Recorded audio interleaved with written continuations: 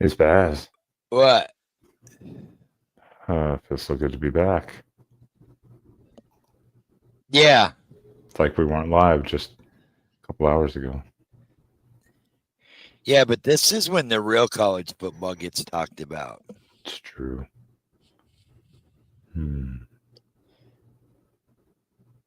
Oh, wrong show. There's no intro. What is going on, everyone? Ah. I thought of making one really quickly earlier. I really did. And then I was like, nah. Maybe next week or the week after, whenever we do that. But what is going on, everyone? Welcome in to the relaunch of the College Football After Dark show. From yours truly. And the usual suspect, Spaz. That's right. We are not also the quacking off hosts. We are not legally obligated to say that because this show gets wild. Yeah. Jesus. This is After Dark. That's right. This is college football at its best.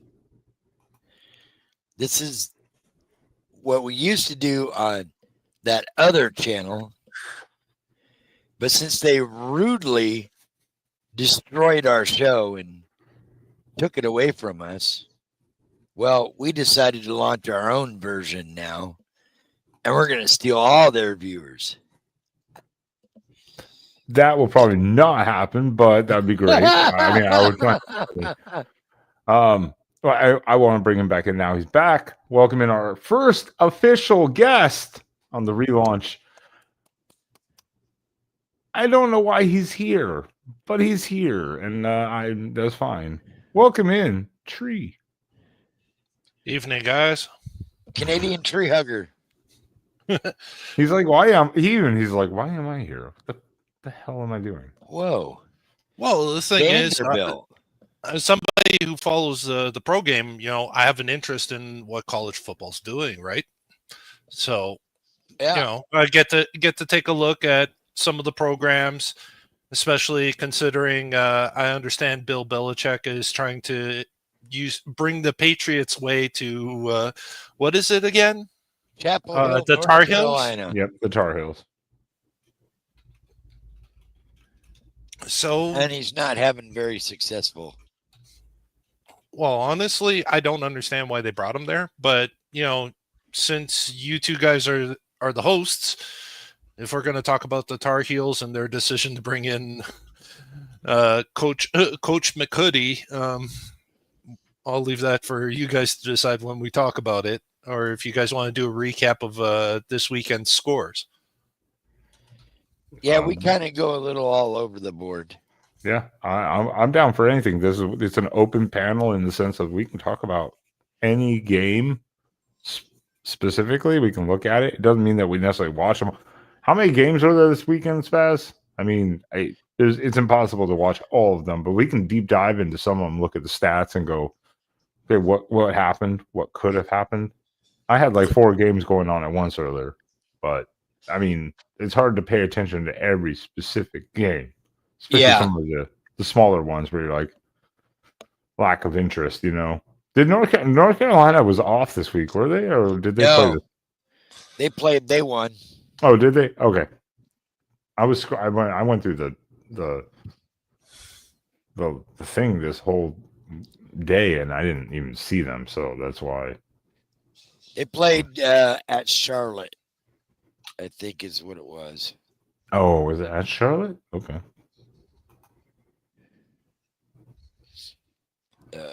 I'll pull this back up here. Schedule North Carolina. Let me see here. So, anyways, in the Bill Belichick era, yeah, North Carolina did not get off to a great start. Obviously, after getting their asses absolutely handed to them. Oh, they won 20-3 at Charlotte. That's not great. Well, I'm just wondering, it's like, did they bring Belichick on to please the boosters? Did they bring him in to rebuild the program, which to me seems a little off. Or was it just like, oh, we'll get more attention if we bring in Bill Belichick, which he's not an offensive he's nowhere near an offensive genius. I mean, most of his career is known gained behind, who was it? Oh, right, Bill Parcells, the defensive guru. Well, then, again, he had Tom Brady. After Tom Brady left, you saw what happened. Bad decision after bad decision after bad decision, and fired. Yes. Yes. Well, I mean, if you pick a fight with the owner of your team, I mean, it's about to happen, right? Well, that was the funnier part because they had Robert Kraft in the stadium for UNC's first game, like cheering him on, and then that happened. He had all sorts of guys around that field that night, like going. Yeah. Golf clap. Yeah, and now they've all been banned from North Carolina games or whatever. Well, I just think the stupidest thing is, like, why did you bring in Kraft and then promptly say, like, okay, the scouts can only deal with whoever North Carolina's like public relations guy is, and the Patriots, no, we're banning them, all of them. No, they can't they can't come and scout. It's like, dude, they can watch you on TV. Yeah, exactly. The whole North Carolina bring on Belichick thing really seems to me is that Belichick set it up to go, I want to get back into coaching. Never coached at college before, the college level. Never. I know his dad did. I mean, however many decades ago. But the way he laid it out, I don't know. North Carolina wanted to make like a splash hire, which I granted, it's a splashy hire. But at the end of the day, Bill Belichick really set that whole contract and everything up for his son to take over afterwards as the defensive coordinator, to take over the head coaching job, basically. That's how it's laid out in his contract, essentially. Okay, because like I haven't really followed that closely, other than Darth Hoodie to North Carolina, and it's just like, and then after that, it's like the whole Patriots way. No, we don't want anyone talking to anybody unless Darth Hoodie puts his rubber stamps on it. And it's just like, dude, this is college. If your players don't like you, they're just going to fucking transfer to some other program. Yeah, no, it's that's the whole thing. His son is like, quote unquote, everyone at least looks at the contract the way it's laid out and all that, and the fact that they agreed to bring his son and make him the DC and the payment and all that. Basically said he's like the coach in waiting. Well, whether 1 year, 2 years, something like that. You know, the point is like. Well, it sounds similar to like the Buddy Ryan situation, if you remember, with the Cardinals, where Buddy Ryan was the head coach and then brought in his kids and stuff, and it was just like, okay, yep. If your kids are talented, if your kids, are experienced and all that, I get it. But at the same time, if you're just bringing in your kids, it's like you're just going to wreck a program or a team. Well, that's the point. It's like, that seems like the whole point of it, though, was like it was just a succession plan for the Belichick family. Even though his son didn't need to do it, his son could have stayed at Washington, and he was still making, I think, decent money as the DC at Washington. He could have stayed there, but so it seemed like a family ordeal, basically. Let's put it that way. Well, speaking of family dynasties and stuff, what do you think about the Manning situation? What's his name? Arch Manning. Yeah, down in Texas. Like, do you think he actually should make himself eligible for the draft this year? If he plays like the way he has this game and last two games, no. Good God. I mean, today he woke up a little bit, but he Oh hasn't God. been. I mean, last week looked awful, and today he didn't like exactly look much better for a little bit. There were moments he did look great, but the first like quarter, it was like, good Lord, here it is again, the same thing. So I don't know if it's in his head. There's a pressure situation to succeed or not, but yeah, he's not been looking great. Let's put it that way. Well, I think his grandfather's correct in saying that, he should probably not declare for the draft, because to me it looks similar to the what's his name, that Anthony Richardson situation over in Indianapolis, where dude has very few starts at the college level. So it's like you're gambling on traits, but like you don't know if he's put it all together in his head. You don't know if he's been well coached. He's been on the field for what, half a year, and then let's make him number 4. I mean, and that's the thing. Arch only started 2 games last year, and they were against pretty garbage opponents. This is his first real year of doing it. So you don't know what you're going to get exactly. That's kind of the thing. Last year there was like, I don't want to say there was no pressure, but there wasn't as much. Now you're the guy, you're the starter, you're leading the team, and I don't disagree that having like the Manning name behind you has high expectations. Well, let's look at it this way. His dad fought through his grandfather fought through the expansion era of the Saints. Didn't have a winning season. His dad and his uncle both won Super Bowls, playing on the biggest stages of them all. So I could absolutely imagine that there's a certain level of pressure there. How well he's going to deal with it, that depends what kind of support he's got around him. I mean, he's got experienced guys. He could talk to Eli about playing in one of the biggest markets in the United States. He could talk to Peyton. But at the end of the day, we don't know what kind of friends he has. We don't know which way the coaching's going to handle it, other than just, you started 2 games last year. Here, congratulations. You're our full-time starter. What? Yeah, I don't know what that type of pressure or situation is, or what it's like. I assume it's similar to what a lot of people do in just general life when they have a huge pressure situation or a decision they're making. But then you think that's all the time in front of 70,000 people screaming at you all the time, like fans and the online, probably 1 million people, leaving the, just ridiculous. The pressure has got to be immense for any college player, especially when you have Manning attached to you. Well, that's it, right? Like, imagine if Joe, say for example, as an example, like Joe Montana's kid, were to all of a sudden start quarterbacking at the college level. Just imagine the kind of pressure that kid would be under just starting. Why? Because your dad was considered one of the great all times.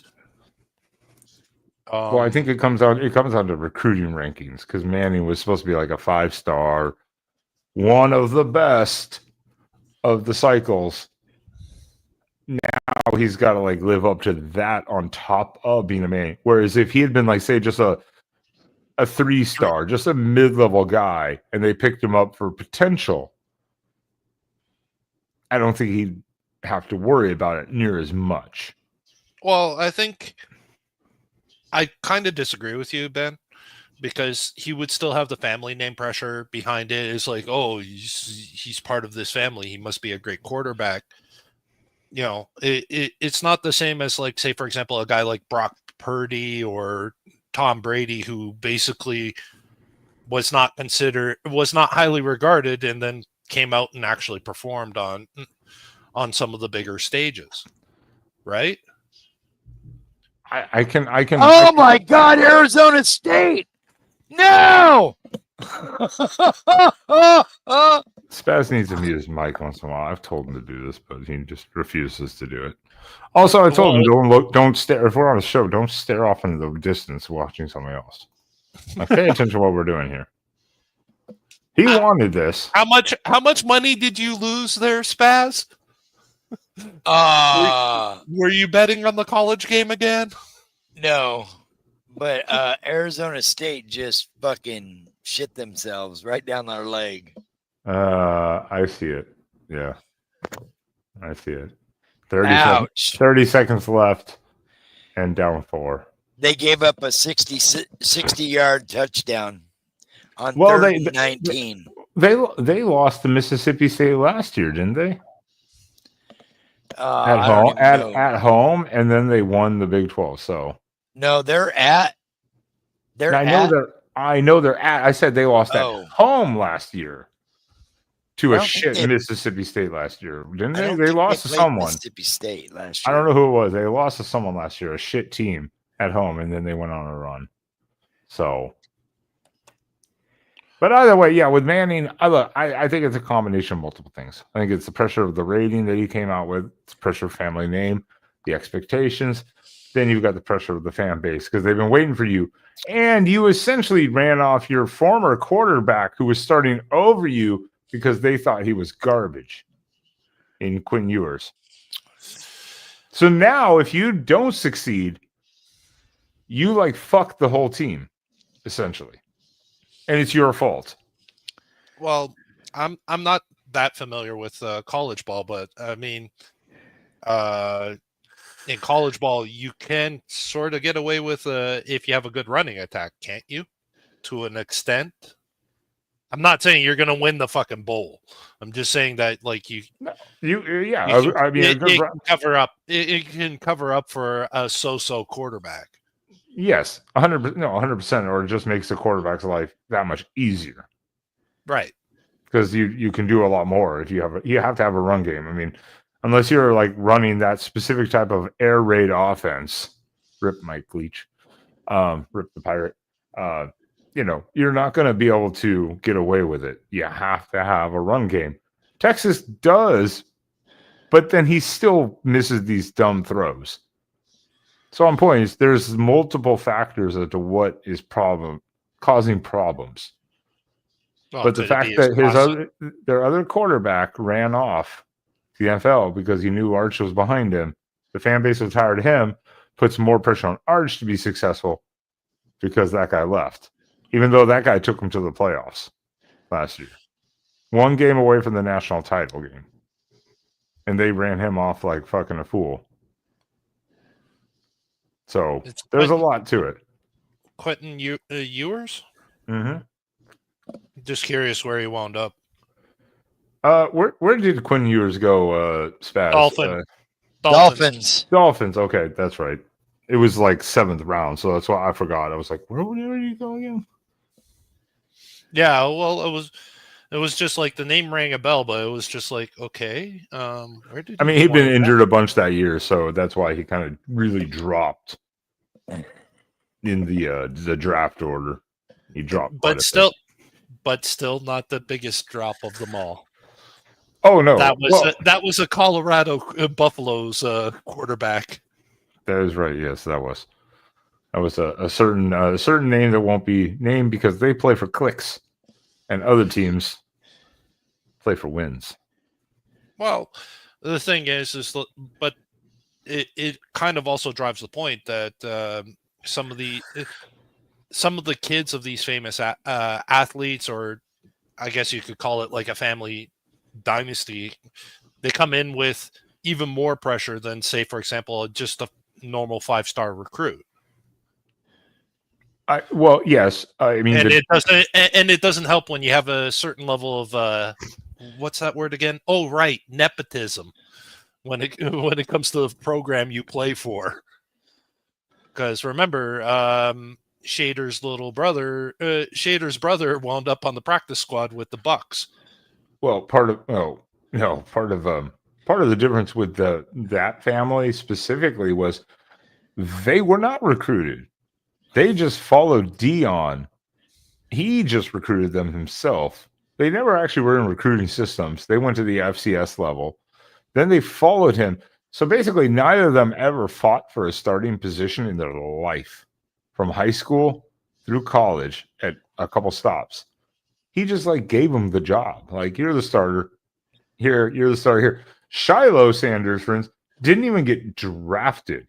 He went undrafted and then punched the guy in preseason on the final game when he was already on the bubble to get cut no matter what, and he's already been cut. Yeah, he's on he's in the practice squad. And that's only because of his name. I swear to God, it's only because of his name. Because you watch his college ball, Shiloh Sanders sucked. That dude was never in position. That guy got ran over all the time by like running backs and bigger wide receivers. It's only his name is giving him any credibility. Well, and then he punches a guy in preseason. That should like bar you from the NFL. Like, you punch someone in a preseason game as an undrafted free agent, you should just get barred from the NFL. Go to the CFL, bitch. Not even because even the CFL wouldn't put up with that shit. Thank you. Well, see, maybe the CFL has fucking more common sense than goddamn the NFL. Well, the NFL. Speaking of the NFL, this is probably a hate crime. Uh-oh. Oh, here we go. Why did the NFL do the Black National Anthem again this year? And national televised? I have no idea. I have no idea, Ben. I didn't. That crowd fucking was just talking to each other, walking around the entire time, like the entire stadium, going, I thought we were done with this. I don't know. I think we just got banned from YouTube. I love it. Let's go. Well, someone clip that. I don't know.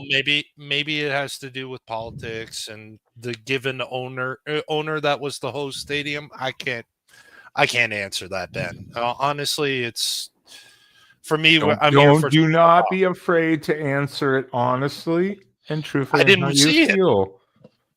I didn't see it. And honestly, it's like, look. Spaz has actually sat back and walked away from this. See, for once, I think I made him uncomfortable.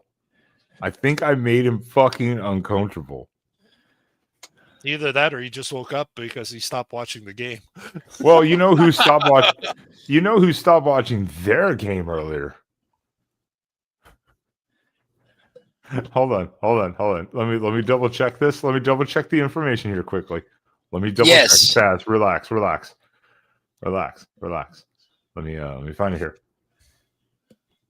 We have to talk about the mighty West Virginia Mountaineers falling to the Ohio Bobcats. Wah, wah, wah. Fuck you, Ben. I thought this was the year. Rich Rod. No, nobody said that. Everybody said it's going to take a couple of years. Rich Rod's first stint in West Virginia. His first year, he went 3-8. He went 3-8. Hey, look, Ohio's a good team, but we played really shitty today. But Ohio's a good team. I mean, in all fairness, Ohio Bobcats are actually they are one of the solid matches. Yeah, they are pretty solid. Well, yeah, they're going to win the MAC this year, no doubt. They're going to be in probably the playoffs. They'll probably be in playoffs. I mean, that's still. What's up, Joey? What's going on, guys? I mean, college football's kicked off. We're all happy. We're all excited. I do want to give a shout out to Uncle Lou this morning when he said Arizona State. He said Mississippi State is going to beat Arizona State. He felt like they could beat them. He said, I think this is the year that they can beat them, and I'm calling for the upset. Hey, Uncle Lou was right. Way to go, Uncle Lou. Well, shout out to Game Day's guest guy earlier, the basketball player. Trey Young.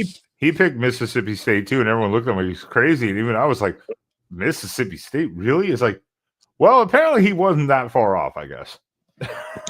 It was like their first home win against a ranked team since 1991. That's crazy. They've been a They dumpster fire haven't for a beat a couple of years. ranked team. They haven't beat a ranked team at home since 1991. That's Wild. pretty awesome. Any given Saturday. Yeah, it is true. Any given Saturday. Well, I think Arizona State, like Boise State week 1, but for Arizona State second game, I think they're realizing how much they missed their running back. Scatterboo gone, Genty gone, and every team is like, shit. Well, Of course, congratulations to the Ducks. Oh, you don't. Congratulations to Oklahoma. Yeah. No shit. Finally, Michigan just coughed the ball up. Someone wanted Game. to win this game finally. Good Lord. Man. That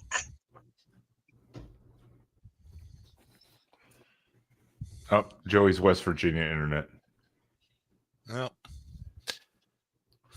somebody cut the twine. He hasn't gotten Starlink yet. Well, I'll have a chance to see Gianti actually perform tomorrow morning. I'll be watching a bunch of the games. can you hear me now? Yeah, you're good, Joey. Oh, sorry. I was saying Oklahoma football. It went through its little had to go through its little rebuilding thing last year, and I mean, decent team, not a good team at all. So this year you figured Oklahoma was going to be a pretty decent team. I did anyway. What's this say about Michigan, though? But what's anybody say about Michigan? Does anybody talk about Michigan other than they're cheaters? I'm trying to figure that out. I'm on the Big Ten rivalry show every week, and a bunch of people pick Michigan. 2 of us smart people, though, did pick Oklahoma. I said this would be a tough game to pick, and it came down to the wire a little later. It should have, but I think I said it would be like 24-17. So actually, I was It doesn't. pretty on point. It don't surprise me a bit. Let me tell you why it don't surprise me. Big Ten players, and I know Oklahoma's in the SEC now, and so it does and doesn't pertain to them. But Oklahoma always, they're a Big 12 team. They recruited offense, they recruited speed. And that's what they recruited. And in the Big Ten, you recruit size and you recruit defense. And so when you've got an offensive power in an Oklahoma that's got some speed going up against, it's just like TCU did to Michigan that year. You kind of can see something like that happening. Oklahoma hasn't got out of the mindset of Big 12 play yet. They're still recruiting that speed. They're still recruiting that offense. They got to get their defense up to par. So for the SEC, and I think Oklahoma will be okay. But I think that Big 10 teams struggle against Big 12 teams because of the offenses, the type of offenses. Well, and Oklahoma's not Big 12 anymore. I know, but they're a staple Big 12 team. We know this. So in full defense to Michigan, I mean, you have Bryce Underwood, true freshman. Every true freshman's gonna struggle and make mistakes. So that's I would say that is definitely part of the scenario and part of the learning curve and the pain that Michigan will feel a little bit this season. I think that is definitely part of it, obviously. Oh, by the way, I came to y'all's channel, and I'm subscribed to your channel, but I can't turn notifications on. It won't let me. It's probably because we're still new. There's a bunch of things that are not unlocked yet. Like Okay. I can't do hyperlinks in the description. They'll show the links, but they won't be hyperlinks until you build like the reputation. And I've already dealt with that with them, and I'm like, that's fine. That's why we usually doesn't require pertain to turning on notifications. It sounds like maybe y'all have something off. I couldn't turn them on. I'll double check in the settings. I think I took care of a lot of the stuff, but I'll double check because again, it's bad. What we just launched this 3 weeks. Yeah, 3 weeks. So how about the there was a really good game on the noon today. Iowa State. Man, that's the best game all day long. That was really a good game, wasn't it? I I thought Iowa was supposed to have an offense. Did you quit? Well, I thought, you know, I thought a lot of things, but I'm telling you right now, Iowa's going to have a defense, Big Ten team. They're going to have size, Big Ten team, and that the Big 12 team's going to have speed and an offense. So I think it was such a good game because No. You could move the ball a little bit. I would say could move the ball. I remember over past Okay, lay years, it down, seems man. like Iowa State suffered a little bit or struggled. To move the ball.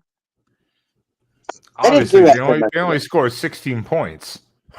I know, but they were still maintaining control of the ball for a little bit of time. Some of the lines today were wild to me because they had. I'm just looking at the final scores for some of the games I didn't get to watch, but I know the lines were, for instance, Kansas State or Army at Kansas State. Kansas State was minus 2.5, 3. Army won by 3 in the end, which is surprising because they were down by like 10, I think, at one point. Vanderbilt at Virginia Tech. Virginia Tech was a 2-point favorite at kickoff, I believe. Vanderbilt won it by 24. I saw that line at Virginia Tech being a favorite, and I was like, why? Why is Virginia Tech a favorite over Vanderbilt, even at home? Virginia Tech sucks. And what gets me is people talking about when they talk about the ACC, and conference change. They always mention Virginia Tech, like in the Big Ten or the SEC. Getting that recruiting ground into Virginia. Virginia Tech sucks. Virginia sucks. Stop. I mean, Virginia. I don't think either conference wants either one of them teams. To be honest with you, they could get North Carolina and recruit Virginia. Yeah, they could get West Virginia and recruit Virginia. Yeah, most people want North Carolina. That's been the big one I've heard. Everyone wants North Carolina, but I mean, Virginia lost earlier too to NC State, right? Yes, they lost to NC State. Yeah, in a non-con game, even though they're in the same conference. Stop. Fucking ACC. All right, guys. I just wanted to call in for a little bit. I hadn't called into the shows or anything for a while. So, Joey, the best game of the day. The best game of the day was Baylor at SMU. That was a good game. Yeah. That was just a stupid game just to watch. You were like, is it over yet? Oh, no. Now we're going to overtime. Oh, no. Now second overtime. Oh, no. Now SMU can't do nothing. Yeah, pretty much. And it's like Baylor wins with a score of any sort. It's like, and you're done, SMU. Yeah. I thought, in all honesty, before this year started, I was telling everybody that I felt like Baylor could be one of the better teams in the Big 12 because of the quarterback. I felt like the quarterback was probably the best in the Big 12. He had shown nothing the first couple of weeks. Nothing to me. So I don't know that Baylor is going to do very well in the Big 12 this year when they go and face Arizona State and Iowa State and all these things. Sawyer Robertson.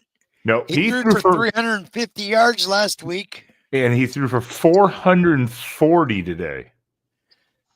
Well, that's still though. You got to win. You got to win convincingly. You got to be able to move the ball. You got to control the ball. You got to be able to maintain. This is on Baylor's defense and special teams, muffing the punts and stuff like that. This is on Baylor's defense. I got a question. Was the actual game played in fog or something? No, because I mean the way you're describing it is like a comedy of errors, like one after the other after the other. It literally. This game is. You'd have to go rewatch this game because, literally, I'm looking at the box score. Baylor's quarterback, 34 of 50, not the greatest number line, but 440 yards, 4 touchdowns, no picks. No picks. The other quarterback, 16 of 22, 295, 3 touchdowns, 1 interception. Not bad still. Sounds like an offensive showdown.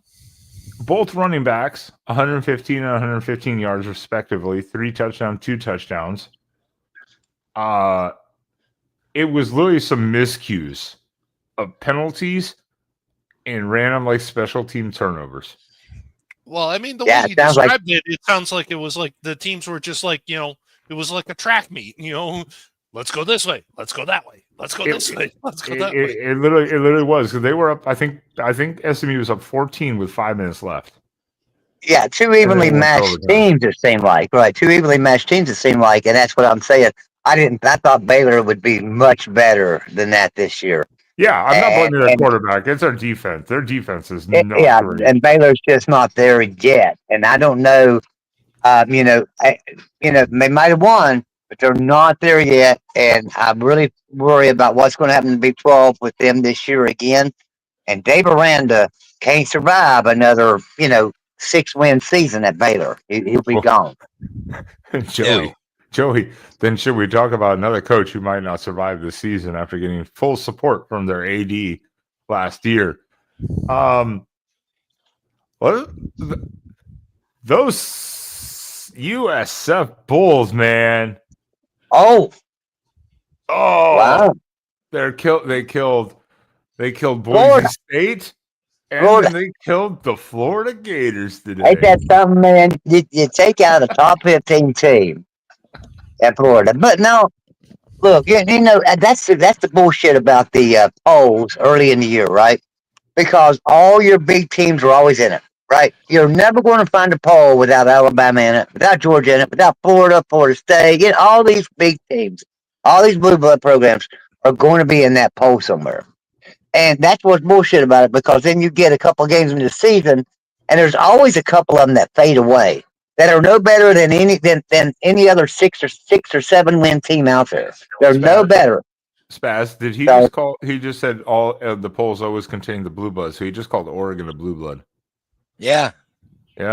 Well, you know what? Oregon may not be a blue blood, but Oregon's pretty damn close to a blue blood. Seriously, I mean, y'all are a top 25 winning program of all time, I believe. So. All the time? I don't know about that. Yeah, I don't know about that. Over the last 30 years, yeah.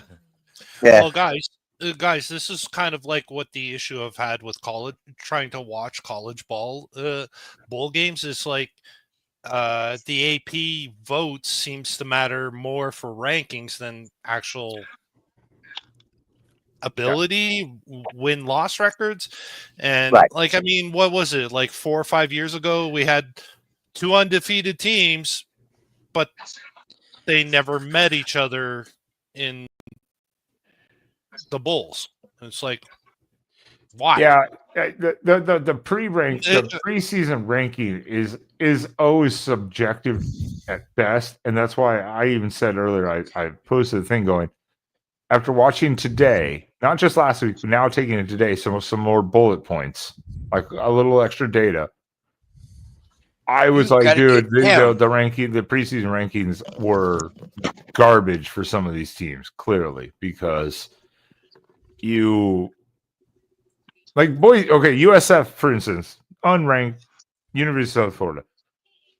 They beat up Boise State at home last week. Cool. Boise State was ranked 25. They were just barely ranked 25, basically. They beat them. They whooped them. Cool. USF not ranked still. Now they went on the road to number like 13, I believe, Florida. They beat them 18-16 in the Gators' home field. Okay, is USF going to be ranked next week? I don't think they will, because they were like 47th or something like that. So they might move up into the top 30, but I don't think they'll make a top 25 still. Well, I'm saying they'll be like 25. Florida will go from 13 to like 18. So they'll still be ranked ahead of USF somehow. that's the problem with the rankings is because some team starts high already, but they're really not that great.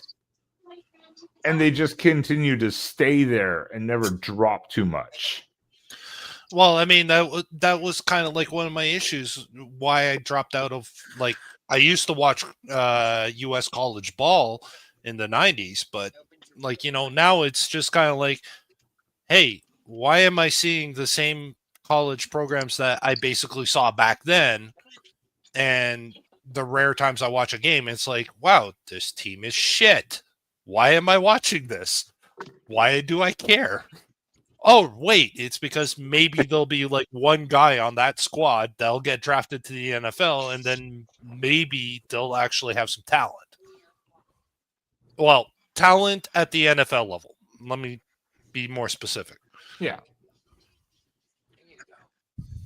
I just think the pollsters at the beginning of the year, and this is what I think. I think they should have every team, all 130, 37 or whatever there is, FBS programs.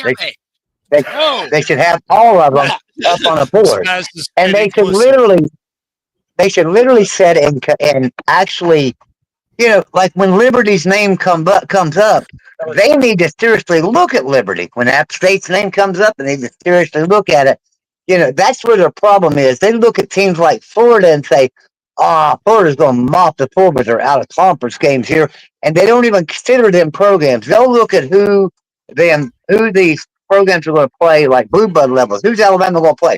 Oh, they're going to play Louisiana Monroe. Oh, hell, that's an easy win. Well, obviously it is, and it was. But why look at that beginning of the season and automatically assume that without looking at the roles, at the coaching staff changes, at the player changes, at the roster changes, at the scheme changes, because I don't care what team you are. If you've made some changes to you, the other team's going to exploit that. I don't care who they are. They're going to be able to exploit that, even if it's a high school team you're playing against. They're going to figure a way out to exploit your new scheme. And so they need to look at things every year instead of just automatically assuming that all the blue bloods are going to be top 10 programs, and then we'll just go from there. Well, a great example of that, for instance, was, and this is not to do with Florida State, because Florida State obviously 2-10 won. What surprising, they were unranked to start the year because they didn't deserve to be ranked. Alabama, worst season they've had in years. New quarterback, all the players going away, changes off offense coordinator, and everyone's like, Alabama's like 9th. Best in the country somehow. And then they get fucking drubbed. And what do? They drop to 21. They're still ranked. I would have dropped their ass out of the ranking. Been like, that's what we get for ranking you? Yeah. Get the hell. But now they're still number 21. So now everyone else can, if they beat them, go, we beat a ranked Alabama team. We beat a ranked Alabama team. They won 59-0 today, but it was Louisiana Monroe. 73-0 over UL. 73-0. Okay, yeah, I must have seen another. I will give them that. They did what they needed to do, more, but that doesn't explain last week against Florida State. I'm not going to doubt that Alabama's a top 25 team. There's no doubt they most likely are. But no, they didn't deserve a top 10 thing with a new quarterback and some new schemes and some new players and some key positions. You need to be coming in like about 15th to 20th and then see where you go from there, right? Yeah, I mean, for instance, again, Oregon ended last year I think we ended like number 4, number 5 technically at the end of the year. We started 7th or 8th at the beginning of the season. So it's like, why did Alabama finish that when they didn't even go to the playoffs and lost to a shit Michigan team? What? And they had the same, and we had the same OC. It doesn't make any sense. So it's like, the fuck, It's the bias. Yeah, it's still an SEC bias. There's still an SEC. Because Texas, with Arch Manning, it was projection. What are they going to say when the Big Ten has a good shot of winning a 3rd national title in a row? Yeah. Like And Donald then, you know, Trump, we stole it. Oh, now I sorry. tell you a game that I'm going to look for next week. Although I will have to say something, they're probably going to be wore out and they're going to get their ass handed to them. And that's Ohio. You know, last week they played Rutgers. This week they played West Virginia. Next week they play Ohio State. I'd like to Oh, Oh, be Ohio Bobcats and have a season where you open with Rutgers, then play West Virginia, and then play Ohio State. it's I mean like that's brutal. notch. Yeah, it's like Yeah, notch. It's like, yeah. It's like hard, harder, hardest, you know, and then it's crazy. well, and speaking of Ohio State, I mean, good job, Ohio State. You also won your game 70-0 over Grambling, which I believe that's a hate crime. I believe. Yeah, I'm pretty sure. I don't know what band won they the better watch. competition. Trump's going to send in the National Guard hey, to control them. Well, it depends on if they let the Grambling band win or not. hate crime is the murder scene in Eugene after Mike Gundy just got dumped on. His No, worst that was loss just ever. it was just a murder scene. That was a straight slaughter. Mike Yeah, Gundy's worst loss of his career. That was he's that was Oklahoma State's worst loss since I think they said 1907. Yeah. he's washed up. Mike Gundy's done.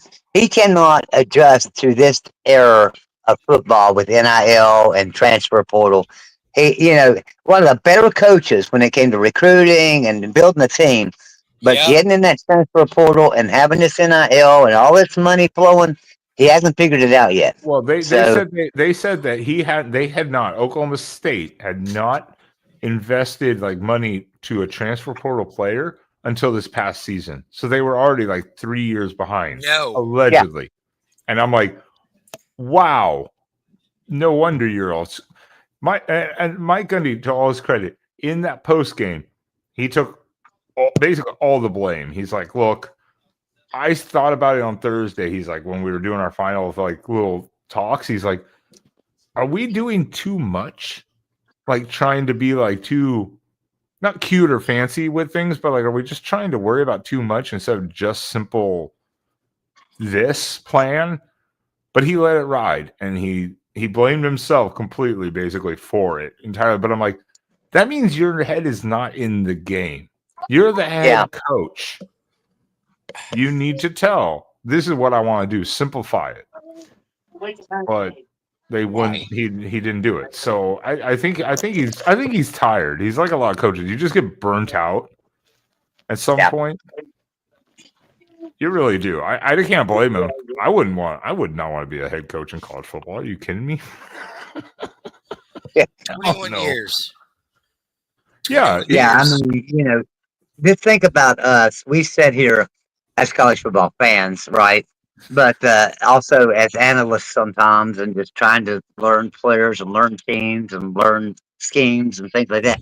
Think of how hard we have it when we got a new team coming in to play our team, and we know everybody on our team, and we know what our team can do, but we're trying to figure out them, and we work on it for a week to figure out what we need to look for. But if as a coach, you've got to adjust, and you've got to get all your players to adjust. Coaching's a hard job, you know, and so you gotta have some talent. And like you say, if he wasn't hitting the transfer portal until this year with any kind of funds or any money, yeah, it's no wonder they're just going in a swamp because there's too many good players in the portal that are looking for more money, and that's why they're there. Oh, I'm not entirely sure about that. It's also one of the things is, especially if you're heading towards the draft, right? You want to go to where you'll have a starting position. So that way it builds up your draft stock. Therefore, you make more money at the pro level. Yep, you're right. You're exactly right. You're exactly right. Or at least get eyes on you. At least good West Virginia has one of those this year, Cam Bond. West Virginia has one of those, Cam Bond. He was at Jacksonville State last year. Cam Bond, I think he had 1,700 yards reception last year for Jacksonville State. He's a great player. He's done really good for West Virginia this year. But, you know, that's why he came. It's his last year, and he wants to get out there in the spotlight. So Well, I'll give you another example. Out here in Canada, like we were talking about Silo Sanders earlier in the show, the Toronto Argonauts from the CFL announced that, hey, we've got his rights if he ever gets dropped from the Bucks practice squad for the NFL. Now, do I see him heading north? Absolutely not, because his daddy will not tolerate seeing his kid play north of the border. No, I don't think so either. Do I think he has the talent to play in the CFL? Well, not if he has a tendency to punch other players. Absolutely not. That's why I said when you I said was he talking actually to. got, Sorry, Dan. no, that's why I said to you, Tree. I was like, I was surprised that you said he got on the practice squad. I'm like, dude, you were gonna get cut anyways, and you punched someone. Are you kidding me right now? But again, that's the family name Power. But yeah, I'm sorry if he just got released completely. He's fine financially. No, stop He ain't it. got to worry about a damn thing ever. You know, his dad will hire him on staff or something like that, or whatever. He's fine. Yeah. He probably made $3 or $4 million the last couple of years. He's fine. Yeah. He's got his own money. Well, what were you saying, Joey, about Sanders? You were about to say something? Oh, hell, I don't remember now. It's all right. Excuse me. I'm sorry. My wife and I have both been sick for days. You hear both of us coughing. I've been running fevers of 100. I had, day before yesterday, a fever of 102.3. And finally got it down to like 99 and was just sick all day. And then yesterday I thought, man, I feel better. And I grabbed my chainsaw and I went outside to cut this tree. And I'd make 2 cuts on that tree and I was so out of breath I couldn't even breathe. I was like, gosh. So I ended up quitting that. And then today, same thing. I can't get better. Can't breathe. It's weather's got us down. Well, you guys are laughing at the situation. Okay. Well, you guys are having all the storms too on the East Coast up there. Oh, we are. That's all it's done. I mean, it's been really bad. Because our driveway is a quarter of a mile long, and it's all downhill. It goes downhill, and it was not paved, but it did have like a rock surface under it with gravel. I want you to know it's rained so much here. I've got a ditch going down the center of my driveway that is probably 1.5 to 2 foot wide, about 1.5 to 2 foot deep. Goes all the way down the center of it, all the way to the end of it, and it winds. It don't go just straight down the center. It winds, so you can't get down it without hitting it. It's impossible. And I don't know what the hell it is about the weather this year. I think it sounds like you're going to need a road grader to go through that driveway. Oh yeah. There's no doubt. I got to get up for winter too, or we won't get up here when it snows. Not within ditches. What state are you in, Joey? West Virginia. Okay. Well, all the games on the East Coast for the most part, especially like anywhere like Georgia through, especially like probably Pennsylvania, were basically the games were like almost all got delayed earlier because of storms. Oh, okay. Yeah. So I haven't been paying much attention to the weather. It's on it's just on the ticker for our thing. It's like all these games delayed. I can't remember the last time we've got this much rain. I looked the other day to see what our average rainfall was per year, and it was like 29.1 inches. So I looked up how much rain have we gotten year to date, and this was 3 days ago. It's for the last 3 days of rain, which we've got another 5 inches, and we had 46 inches. So we're probably sitting close to at least at 50 inches right now of rain, and our normal is 29. But it's crazy. Damn. Well, you can have it because we did not have an actual like quote unquote hurricane season here this year in at least the Houston area for once. So you can have all the rain, Joey. You can take it all because we did not have it this year. We've actually had a lot more rain this year than we have over the past 5 years. Global warming. Yeah. Climate change. Yeah, the climate change. Well, hell, we Climate better change. stop driving. We better stop driving cars and flying airplanes. Somebody call Pocahontas and tell her don't get on no private plane. You all need to We got to unplug your fix Wi. it. All unplug your Wi-Fi boxes. You are killing the environment. You That's asshole. right. We're killing the environment here. Hey Hey man, guys, love you. I'm gonna get out of here. Yvette and I are going to go to bed, but I'm gonna get out of here. nice meeting you, A Joey. great college football day again today. God Real damn excited right. about what's coming up next week. I'm not so much excited for my Mountaineers, although I think Miami they were just a better team. I mean, Miami of Ohio is just a better team right now. I think they could beat quite a few teams in the power conferences. So, all right, guys, we will talk to you all later. And All All right, right, Joey. Joey. Thanks for see coming, you bud. later. Joey Foster, everyone. Joey Foster. Proud West Virginia Mountaineer fan. Would you Just- stop? Just like that pussy. Not the cat. Not the cat. The actual one in the green shirt. Oh boy. My cat is driving me nuts. This is why I put the cats out of the room. So they don't do this or scare me because they I jump around can't. wildly. With mine because I have just a small little apartment. And I know. Do I need to show your drunk thing again where we see your layout? yeah. No. Okay. He asked for he said do it, so I mean I will. Where is it? I'm not. He said gonna he said argue at this point. he said do it. Hold on. Son of a bitch. Really? Yep, Where is it? you did. Motherfucker. Hold on. Anyways, yeah, college football. So excited. Let's see. I got this right here. Enjoy. Come on, Mr. Roly Poly. Come on, you're almost there. Now you got to put your head where your butt is. I'll fix the blankie if you lay down. Put your legs up there. One more. Woohoo, you did it. Oh my god. Okay, good night. That was a lot longer video. I had to edit that down quite a bit. That was more of a spaz than I ever wanted to see in my life. Yeah, it was quite hilarious. He blames me for his own drinking problems on my Sunday night shows. Oh shit! Yeah. Uh-oh. Is this Spaz. this is Mrs. Spaz? I think this is actually Mrs. Spaz. Oh, it is. Evening, Mrs. Spaz. I don't know if you ever watch our live streams. No, this is my stalker, Duck cheerleader.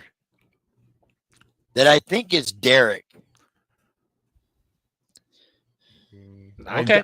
I just don't think Derek has the time or care to do this.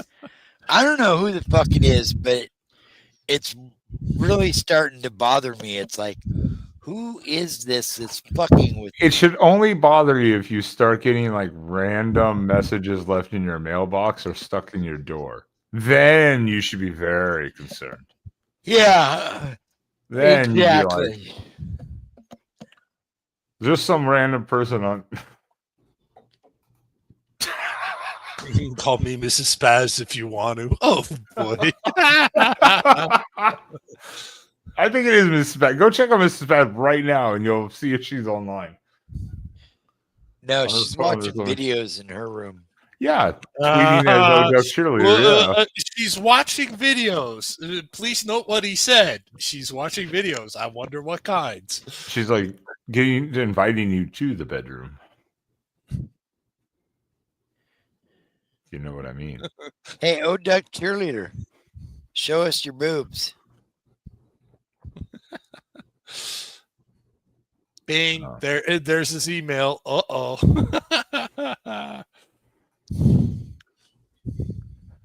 Spaz, is there any other specific games we were looking at today that you wanted to like touch upon? Because obviously there's still some going on right now. Let me refresh. There's still some going live, which I kind of was like wanting to watch, but at the same time didn't. Oh no, they're all. I guess they're all done. Are they? No, No. there's still some. Yeah, there's still some. Sorry. BYU and Stanford. South Carolina State are still going on too. What is this doing right now? Let me see 4 minutes here. left in the third quarter. Oh, okay. Now it's done. 3 South Carolina. Okay, that one's done. UCLA UNLV. What are they doing right now? 20. Arizona. Oh, UNLV 30-23 with 3, and they have the ball with 3 minutes. Oh, about 4 minutes left in the third.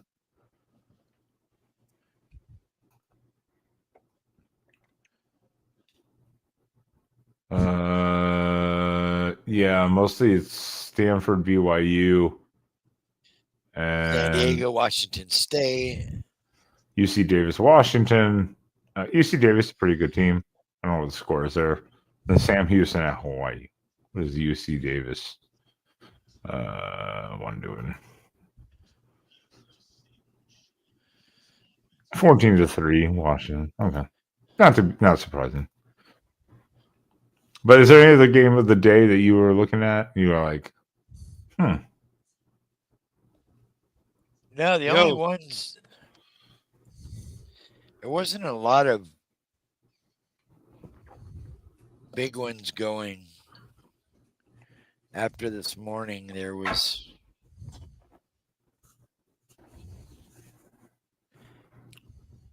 I was interested with the Illinois at Duke, and that was actually a close game for 3 quarters. Yeah, and then Duke kind of shot themselves in the foot a couple times, and Illinois took over the game because for about 3, I'd say a good 3 quarters. That was a neck and neck game. And Brett Bielema, shout out Brett Bielema, still doing the very last second substitutions that cost Duke to take timeouts or get a flag for delay. He was still doing that shit today during the game. Is he from the Nate Hackett School of Coaching? Need to burn a timeout because I don't know what the hell I'm doing? No. Brett Bielema is the coach at Illinois. He did, and then he was coach at Arkansas for a long time, Wisconsin. But at Illinois, starting specifically last year's bowl game, maybe he did it during last season too, but during last year's bowl game against South Carolina. So in like college, probably like the NFL, I don't really know the rules or remember the rule because every year shit changes. But in college, so if the offense substitutes, you have to give the defense the opportunity to substitute also, right? Yeah, in college. Spaz, relax. It's not the same in the NFL. I think it's like both teams can sub whenever the hell they want, as long as the you can sub whenever you want. Not live. Yeah, you can sub whenever you want, like technically, but when you in college, if the offense subs, the defense you have to allow the defense to sub if they want to. So if the defense wants to sub, basically they can kind of like take their time if they want. Right. Brett Bielema like milks the play clock and goes, now I want to sub, and guys are like walking off the field, and the play clock is still going down, and the offense gets called for a delay of game or has to take a timeout to avoid a penalty because he's very smart about it. He's very clever at this. It drives the other coaches insane. I don't understand that because, like, honestly, if the way I understand it is usually it's like if your play clock is running down, the offense gets to snap the ball. Basically, if you're going to be subbing again in college, if they sub, the defense has the right to then sub also. It was a rule change. I don't remember how long ago, but it's just been something that people have been milking, and he's so good at it. And oh man, it was causing a hissy fit again earlier, and I was like, so well, funny. I don't. Well, it's one of the many reasons why I don't watch the college games. Part of it is I don't understand the rules. Like, surprisingly enough, I understand the NFL rules. I understand the CFL rules. College, not so much. Well, that's understandable. And look, every game's different. That's why I say college is funny because you get that head coaching rivalry stuff. Plus, you get this fucking Neanderthal shit that just stepped off a Geico fucking commercial. Actually, they wouldn't hire his ass. Good fuck God. What the hell is this? Holy shit, it's Bigfoot! See, Hi, Sean. What can I do for you guys? What's up, buddy? Winning lottery ticket numbers. We need them. I don't have any. I just checked actually while Joey was talking. I got one number right. It's not worth even fucking bothering to get $1 back. Not worth it. That $1.8 billion or whatever, not even worth it. I didn't win it. That's more than you usually get on the lottery. Like you get your money back at least. No, that means I lost $5 still. I spent $6 Really? for 2 draws and I got $1 back, so I lost money still. Well, don't go to Ben for financial advice. Yeah, do not ask me for financial advice. Absolutely don't. Awesome. So How was that hate crime you watched earlier? I mean, it is interesting. Not every team can get into the 70s. You know, I mean, it is a rare feat. We was saw so- 3 teams basically get there today. Yeah, I was about to say Alabama even got there somehow. 4 teams then. Wait. So who all got into the 70s? Ohio State, FSU, Alabama. Let me see. them Tennessee. going through. Was it something like Eastern Michigan or something playing like a D3 school, or was it some weird? Well, and we got to 69. Yeah. There was 3 teams, at least on the list right now that I'm seeing. Oh, so Tennessee. So there's 4: Tennessee, Alabama, Ohio State, and I just said Florida who the State. other one. Yeah, there you go. Florida. So there's 4 at least right now. Yeah, and then Oregon, like just in classic ironic hipster fashion, just has to get to 69, right? And stop. Hey, 69-3 Yeah. against a Power 4 team where you went 70-0 over Grambling. Again, hate crime. Hate crime. Hey! Should be ashamed of yourselves. It paid out today. I bought it at minus 51.5 today, so I profited off of Losing to their band at halftime. yeah. That's all Grambling really has going for them and their football team is the band. I mean, like Ohio State's band might be the best stand band in the land, but it is basically like Grambling's football team going up against Ohio State's football team when you actually watch. Yeah. The halftime show. That's what everyone said. They were like, this is the battle of the bands. Grambling. Okay, they got that. All right, cool. Other than that, they're like, yeah, no, this is a shit tape, you know. Yeah, no, I mean it's a joke of a game. Honestly, I mean, the good point of all of these games is like it funds the athletic departments for these schools. Yeah. Like, I mean, it does some good work, but yeah, I mean, Grambling got paid what? It's like 700K probably. Oh no! They probably got paid in them over 1.1 mil or something like that. I would guess it'd be high, closer to 2 mil. It'd be like 1.7, 1.8. Damn. Now, All right. I mean, it's big business. I mean, I checked. I looked up the prices on SeatGeek, and the late prices were still going. I mean, you were still getting tickets for like $60 at the cheapest. It's ridiculous. I've got a question for you guys because I've never understood it. Is how does college ball actually determine the schedules between the various programs? Okay, so I will answer Like this. the best you guys understand it. I'm not. Yeah, gonna this can be a little more complicated because there's different things. It's not just like the NFL where it's like the NFL sets the schedule. the NCAA is totally different when it comes to this. Well, it's the best you guys understand it because I'm trying to understand, like, you know, looking from the outside, like from a guy that knows the NFL, knows the other professional leagues, and then looks at the NCAA or the CIAU, the Canadian inter athletic university schedules, and trying to understand, it's like, you know, who comes up with these schedules and based off of what? I'll let Sean take it. I'll let Sean take it away. Yes. So basically, what happens is the conference schedules, which is the bulk of the schedules in any conference in any sport. Okay, like I get that part. Like, you know, you have the Big 12, the SEC, and all that, right? Let me give me just like 90 seconds here. If I can't explain it, you can interrupt me as much as you want.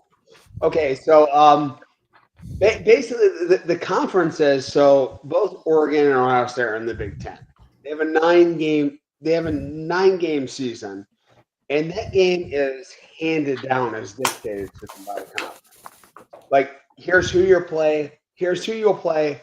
Here's when you'll play them. Go ahead. So they have 3 other games during the non-conference season, and they just have to go around and try to fill them to their best desires. I mean, they're completely all the non-conference games, which is mostly what we're playing right now in the early part of the season, are completely independently scheduled by the athletic departments. Okay, so if I understand this right, you got 9 games inside your conference and 3 games that are just random schmoes. Well, no. Okay, okay. But Not to random, an not random schmoes. Not random schmoes. So let's put it this way. Look, this is the complexity.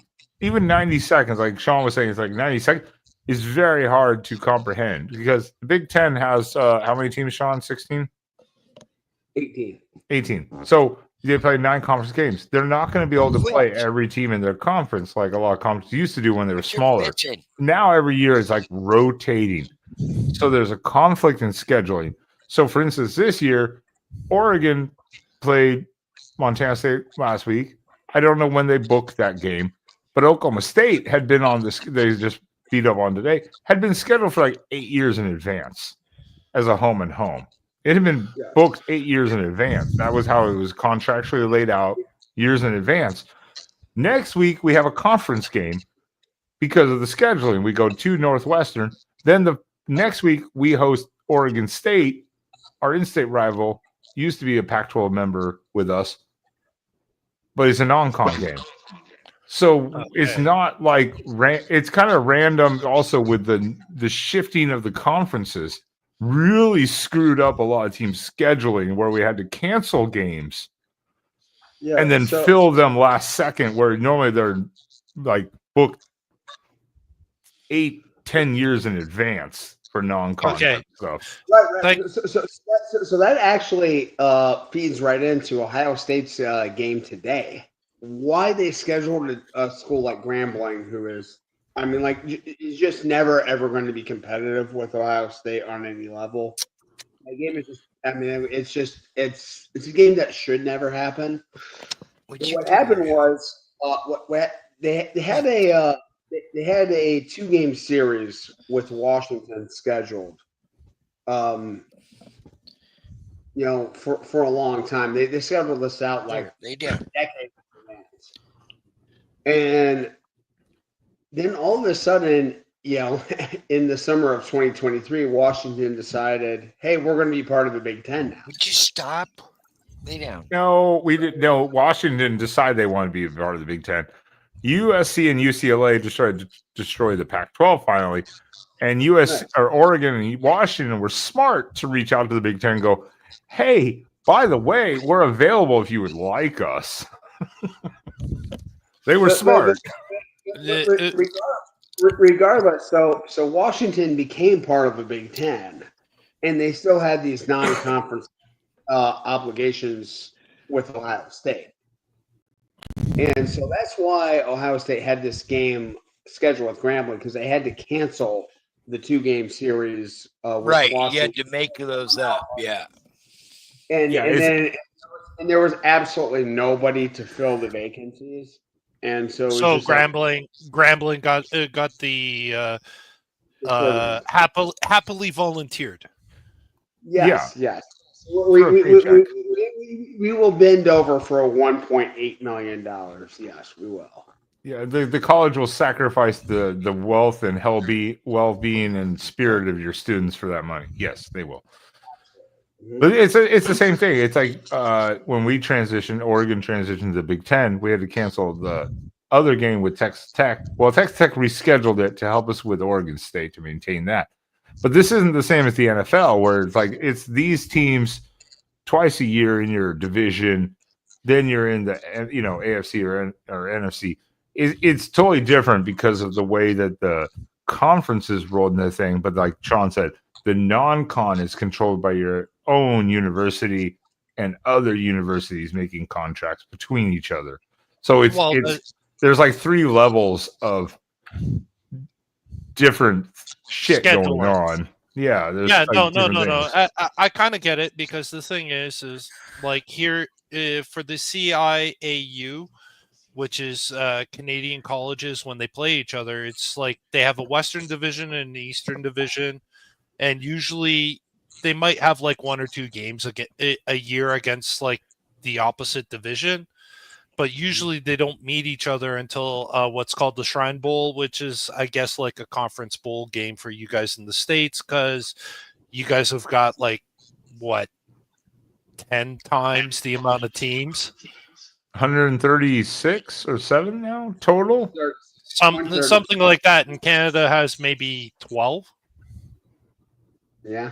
Yeah, and even the Power 4 has like 60, 64, 68, something like that. Power 4 teams. Yeah, that's it. It's like we're like a tenth of your size for our. Well, in our case, it's not colleges; it's more universities. You want to hear? Here's a good one, guys. This is from CBS Sports. Oklahoma State's loss is their worst in program history since November 9th, 1907. So I said earlier, 1907. They became a state on November 16th, 1907, 1 week later. So you've we feel sorry for you. Here's your statehood.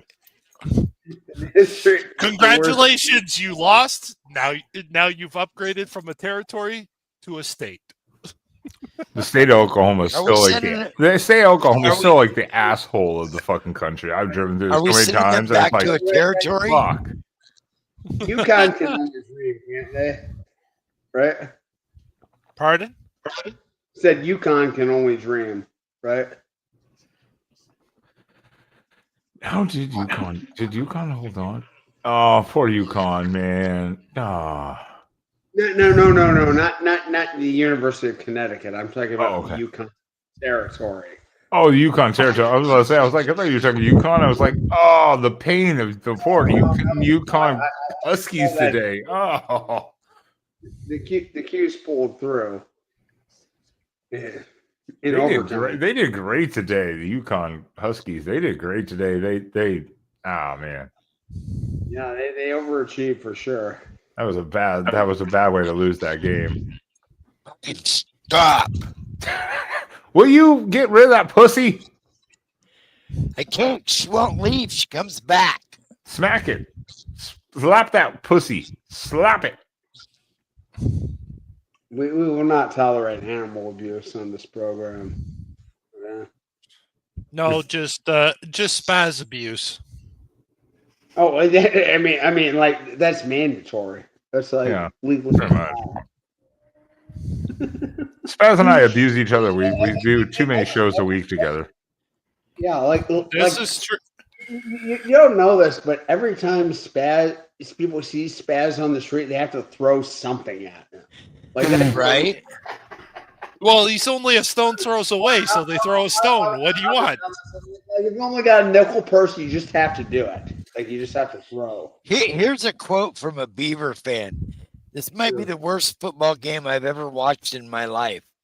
500 yards of offense, outgained Fresno by over 200 yards, and you lose due to the worst special team performance I've ever seen in my life.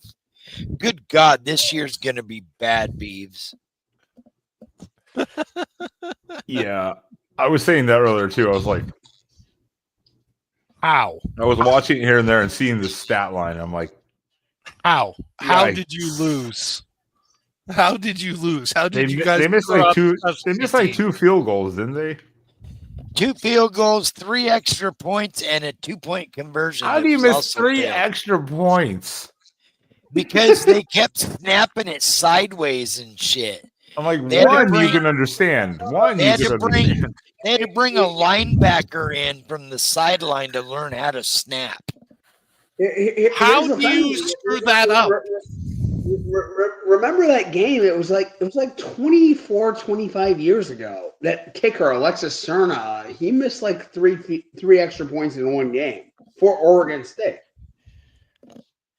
And he Yeah. was like, I don't understand how though. You're like right there. It's like the easiest play in college football is the extra point. and No. yeah, I'm trying to. Was My that against- question is, you've had all summer to work on it. How do you screw it up so bad that you not only miss most of your extra points, you also miss the field goals? Like And that- how? Those guys, How? both of them, the holder, snapper, and the kicker, are on scholarship, and they can't cut them either. No, they're on drugs, and that's the reason why. Oh, Hey man, that's it. If you waters, man. no! God damn you! Drugs, look out, drugs. All right, that's all you get till Sunday night. Yeah, all right. Which? Oh yeah, no, Like- the PAT is like the easiest play in college football almost, outside of maybe the initial kickoff, where all you have to do is just kick the ball down the field with no pressure in your face. Like the PAT is like the easiest. Insisting on this. It's absolutely wild how bad people can get, and they were at home, not like they were on the road in a hostile environment. They were at home. Like, it's your home stadium. You should know this. You've been practicing it for months. They threw for their quarterback, Malik Murphy, the transfer from Duke, threw for almost 400 yards and 4 touchdowns. But he also threw 3 picks. That'll do it too. Yeah, turnovers That will will do also it in any sport. A pick 6 to seal it with 27 seconds. Yeah, like that will do it too. Yeah. Yeah, they've been murdered by the portal, though. Like everyone. Yeah. Everyone. Well, and everyone the Pac-12 explosion. Everyone who had a pulse in that program 2 years ago is gone. Oh yeah. Yep. It is a shell of itself. SO. Let's go. Well, either way, the way I look at it, okay, like I played amateur level football, and it's just like you've had months to do this. How do you not? If you see there's an issue, why haven't you fixed it? Like, what's wrong with these coaches? That's what I was going to say. Poor coaching evaluation, or they don't know what they're going to do in game time situations. There's a difference. Like it's like we used to see our field goal kickers. Now I know he's kicking bombs in the NFL apparently, but in practice you can watch a field goal kicker kick say like a 65-yarder, and you're like, hello, yeah. But in game time situation, you can't make fucking 40 plus. Yeah. Pressure, But so it's coaching evaluation, but that's also a game time decision. But when you're coming to PATs and simple snaps like that and holds, that's a coaching issue and coaching evaluation, no matter what. Well, the also thing that I look at is like I understand, especially in the U.S., especially the southern states, because of the heat and stuff. During summer, you don't bring full pads and what have you, but getting closer to the season, you'd want like full contact.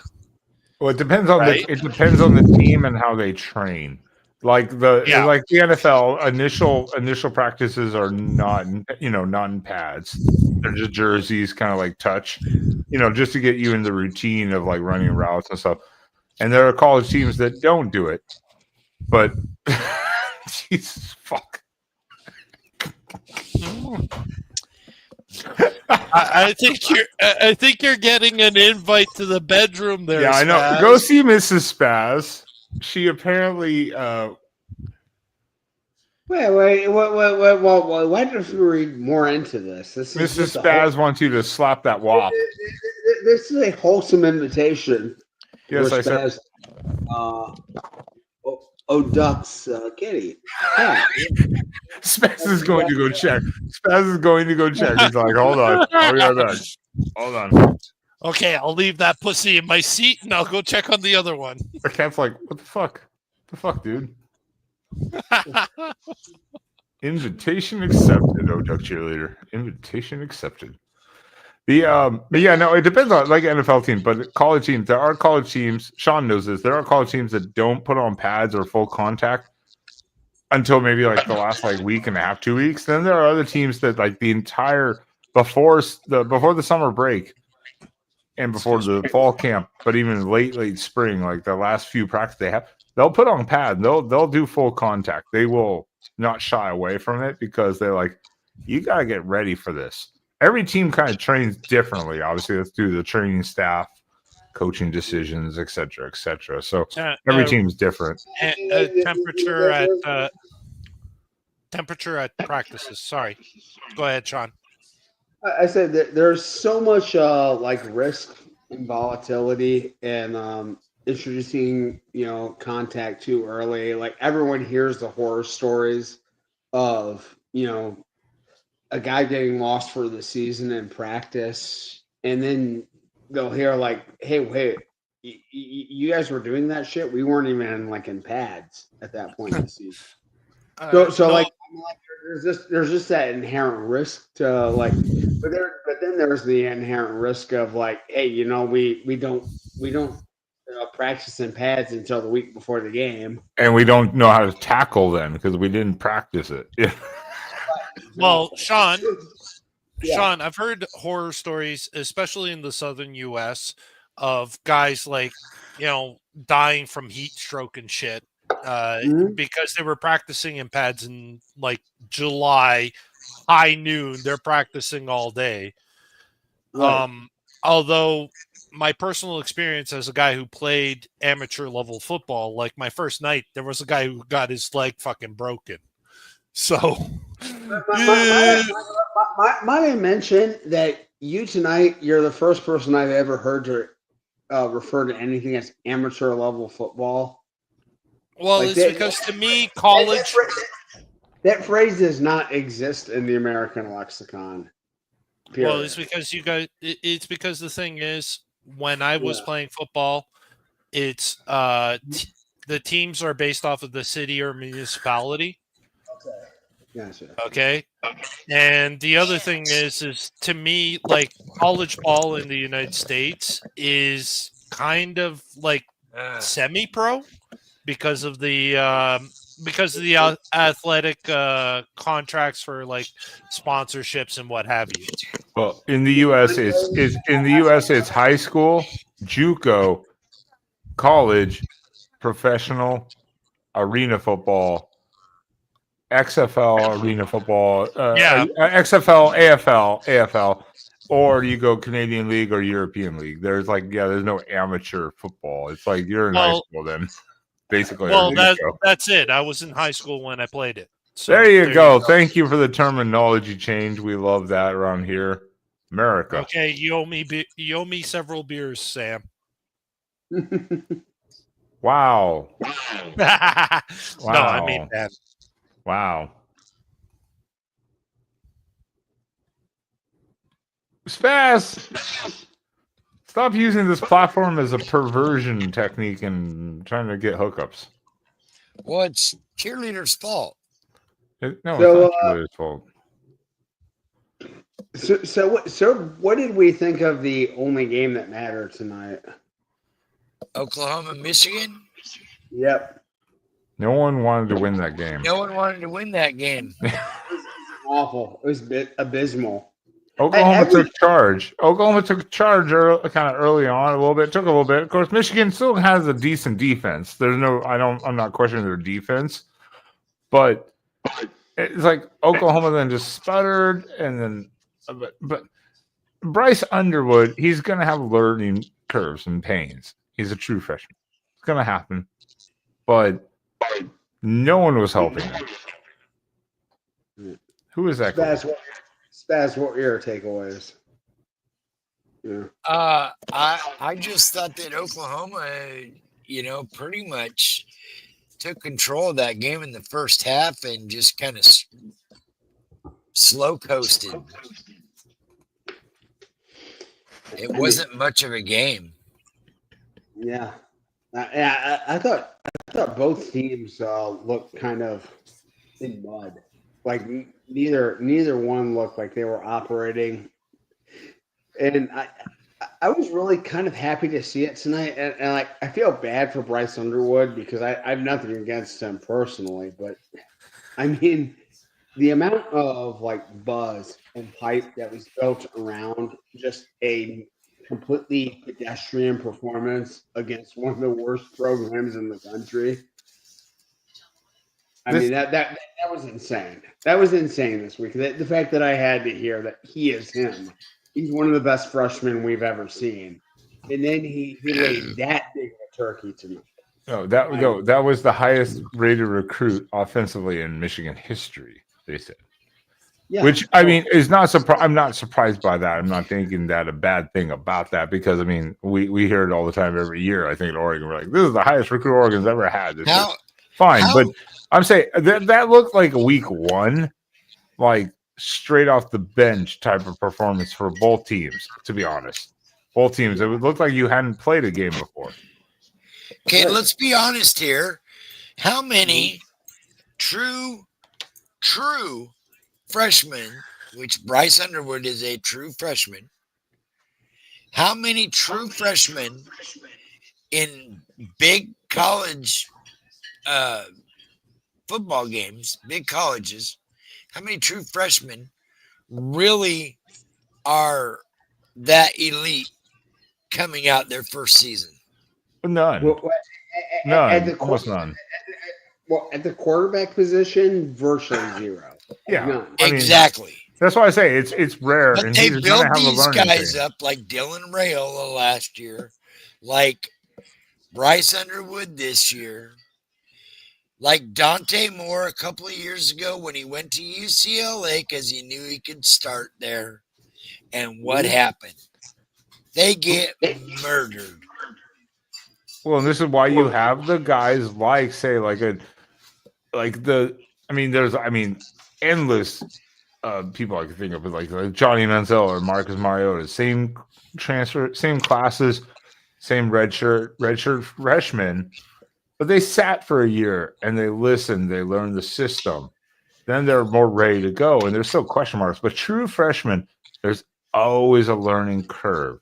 You expect that if you, as a fan of the team, which I'm not a fan of Michigan, don't care, but it's expected. So I'm not going to grade him on an overthrow or an underthrow or anything like that because, like, dude, this is totally different than practice.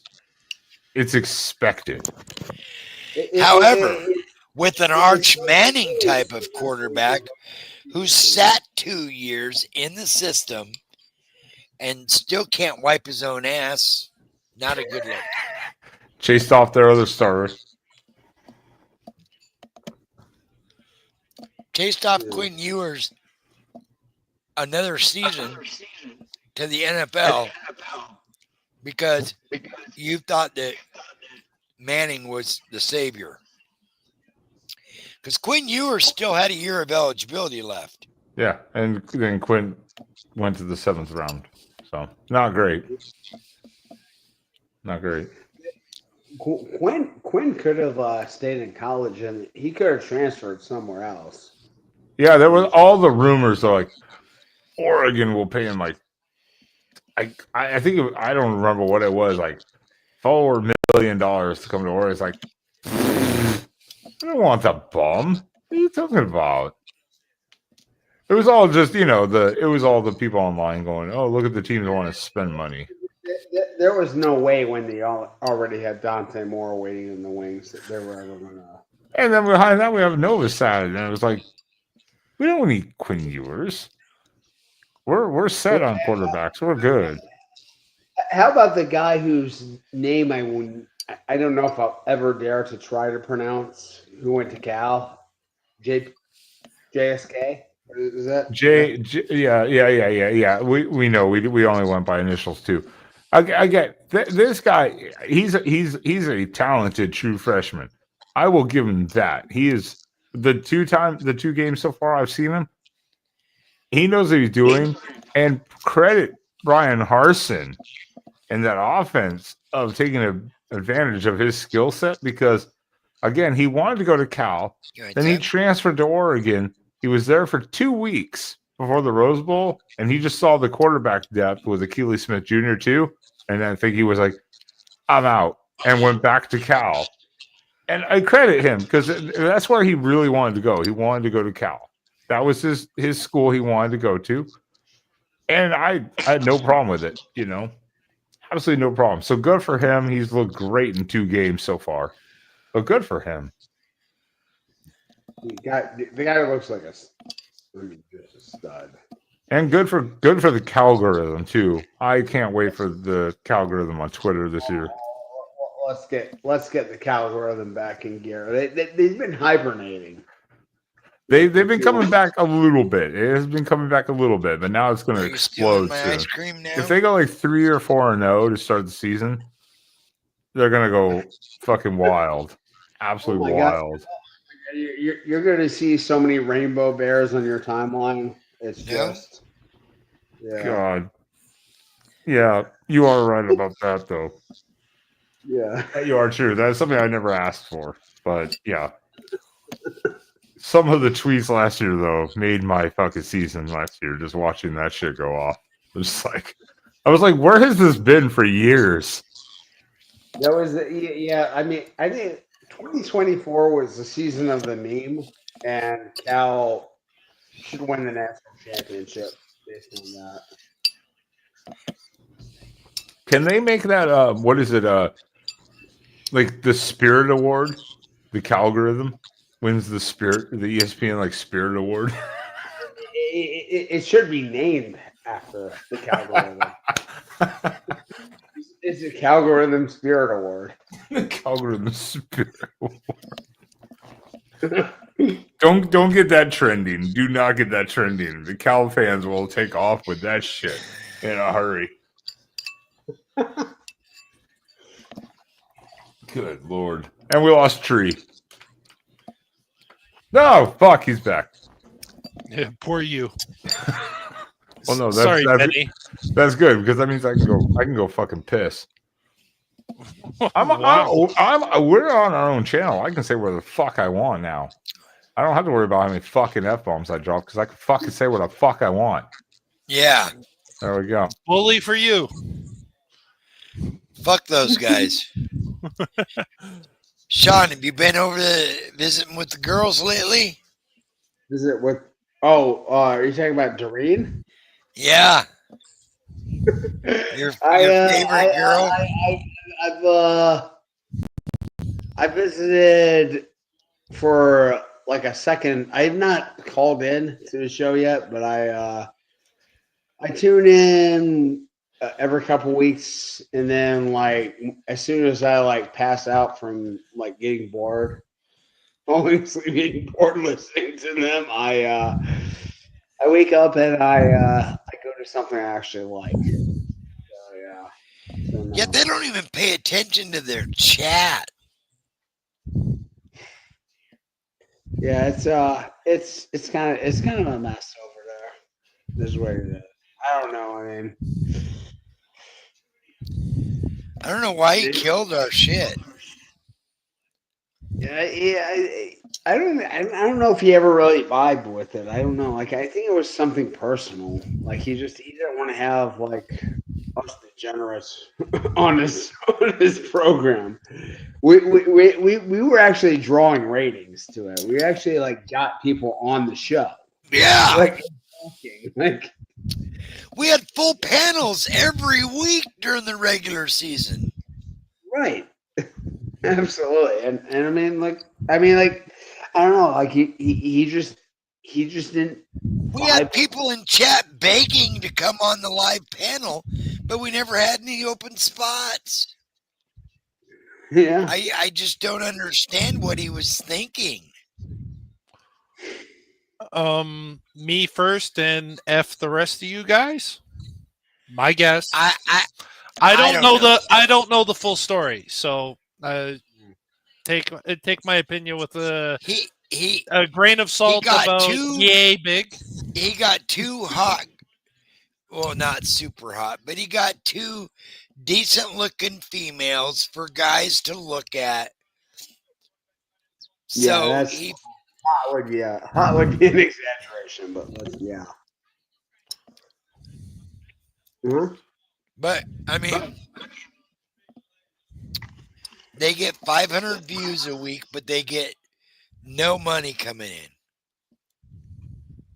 And they produce the most fucking droll, like worthless content ever. Oh, it's terrible. It's just, I mean, like, I mean, your grandma and your mother, if you spent like 10 minutes talking about college football, like they could probably do as good of a job. Hey, Sean, yeah. No offense here, but like I haven't looked at college football in like literally almost 20 to 30 years, other than who's going to be the first round draft picks. So okay. I'm hoping go ahead. In which draft, the NFL or the CFL? NFL drafts. CFL draft is because there's also the international side, which is outside of North America. But it's just to say, it's like if a guy like me can show up here and hopefully contribute intelligently to the college game, what are you doing? Yeah, I mean, it's different. It just depends on what kind of level you want to have the conversation on. Like, if you want to have a conversation, devoted to sort of newbies and novices, like that's fine. Like, I'm not going to demean that in any way, but I mean, just make that make it clear. Like, and I mean, the After Dark show, we try not to make it. We try to have like an intermediary, like people who are following it on a weekly basis. Well, I mean, we know the names and the figures and stuff, so we don't have to like go through like the minutia every single week. Well, for me, it's like I try to present like somewhat intelligent questions, and the other thing is when you have news stories like Bill Belichick taking over the Tar Heels, it's something we can talk about, whether we think it's a good idea that college players get exposed to that kind of environment that he's trying to create. And, guys that potentially could get drafted this year or the year after, and see if we agree on opinions, like the Manning situation that we talked about earlier in the show. Ben, Spaz, and myself are like, the guy's just getting his like feet wet, so to speak, in college football. Should he really head towards the draft, or maybe wait a year, get a bit more experience and under his feet before he decides to try to head towards the major leagues like the CFL or the NFL? Yeah. Unless they win a national title and he wins a Heisman, he ain't going. He'll wait another year. No, I mean, like he he's got a lot more to prove, and I don't think. And I He know had a sloppy game today. Even I mean, his footwork is not there yet. Well, I mean, the other thing is, does he really want to wind up like his grandpa at the Saints? At the NFL level, I would say no. Well, that was the whole reason why. That was a big reason why Eli leveraged his way out of San Diego when he was there. He thought that because Archie played for a terrible organization his entire career, Yeah. and he basically built that in on Eli. Said, "Hey, you don't want to go to a team that's like dysfunctional." Well, When it wasn't you- just. when It wasn't you're the really top- that. When you're I the spent top 18 5 years. pick in the draft, chances Archie? are the team drafting you is dog shit. Well, I Yeah, would like to point out.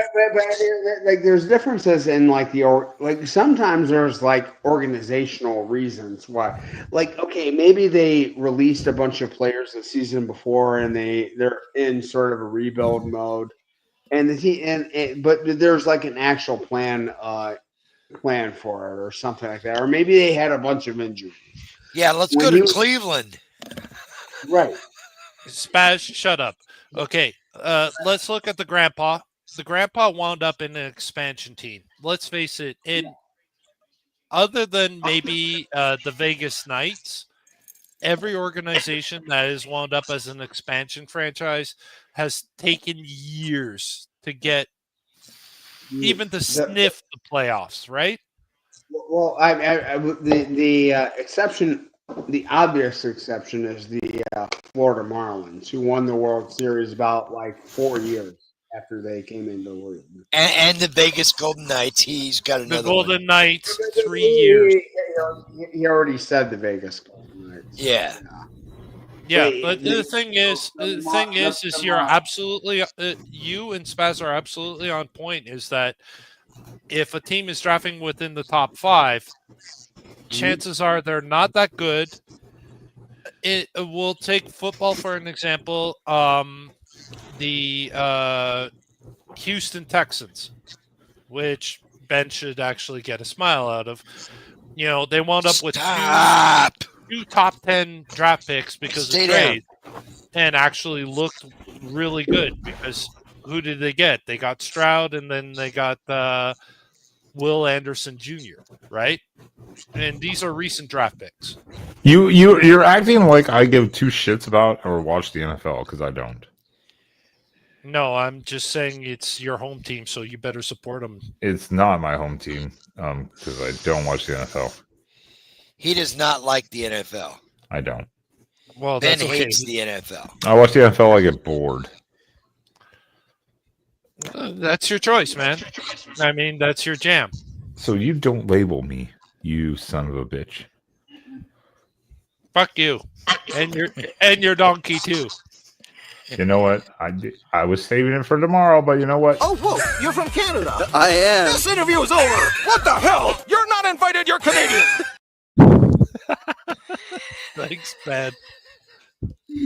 Oh, shit. So what Saving have it you for- been doing lately, Sean? Since we haven't had what have you been doing lately since we haven't had no After Dark? I've been going to Lake Michigan like 2-3 times a week, fishing, swimming. Wow, that must kill you inside. Why would Going that to kill me? Lake Michigan. Lake Michigan. Michigan. Yeah, anything going to Michigan, yeah, you must be dying inside. Yeah, maybe I can be like our president and just change the name of it. That's like Fuck yes, let's fucking do it. Let's just I don't Lake even have a good name for it. Illinois. Lake Illinois. Let's do it. Yeah. Lake Titicaca. Yeah. Come on, Titicaca's Pritzker. already taken. Titicaca's already taken. No, I mean, literally. I don't think there's a better place on earth to like take a dip ever, like anywhere. I have been in a lot of bodies of water. The Great Lakes are the best, hands down. I think You I go- now know who O Duck Vancouver cheerleader is. Oh, I think it's Harley. Yes. I just put that. I was like, Yes. Harley done? Yes. Spaz, what have you been up to lately? I haven't caught up with you either. Just getting this new channel fucking going, man. Whacking Waiting off on me, here? waiting on me to set up everything and make thumbnails. well, I mean, Ben, honestly, some of your clips are absolutely fucking hilarious. They're Yeah. not Like, meant I for mean, here. even I have to laugh at the ones where you're making fun of my country. They're not made for here though, but yeah, that's all Spaz and I have been up to. Is we took a lot of time. We took a couple months off. We were like, it's actually nice to relax and reset in the off season when you're just talking the same shit over and over again. Now we feel I feel free that we can actually just do what the fuck we want to do. I don't have to worry about you were late for this, you didn't do it this night, blah blah blah. Yeah, I don't have to worry about that shit. And I just create my own shit in a few minutes, and here we are. And yeah, Spaz was like, we need to do the After Dark again, get all the boys back, because no one's going over to the other show, which again, everyone's like, let it die. I'm like, it's dead to me. I don't give a shit. It's gone. Whatever. It's fine. But he makes a good point. Like, why not just start it here? Yeah, we'll just get Sean. We got Sean on board, and he can help get other guys in. And Yeah, I hope so. Let's try. I sent a link to Austin and Jeffrey and blasted it all over Jackson's fucking server.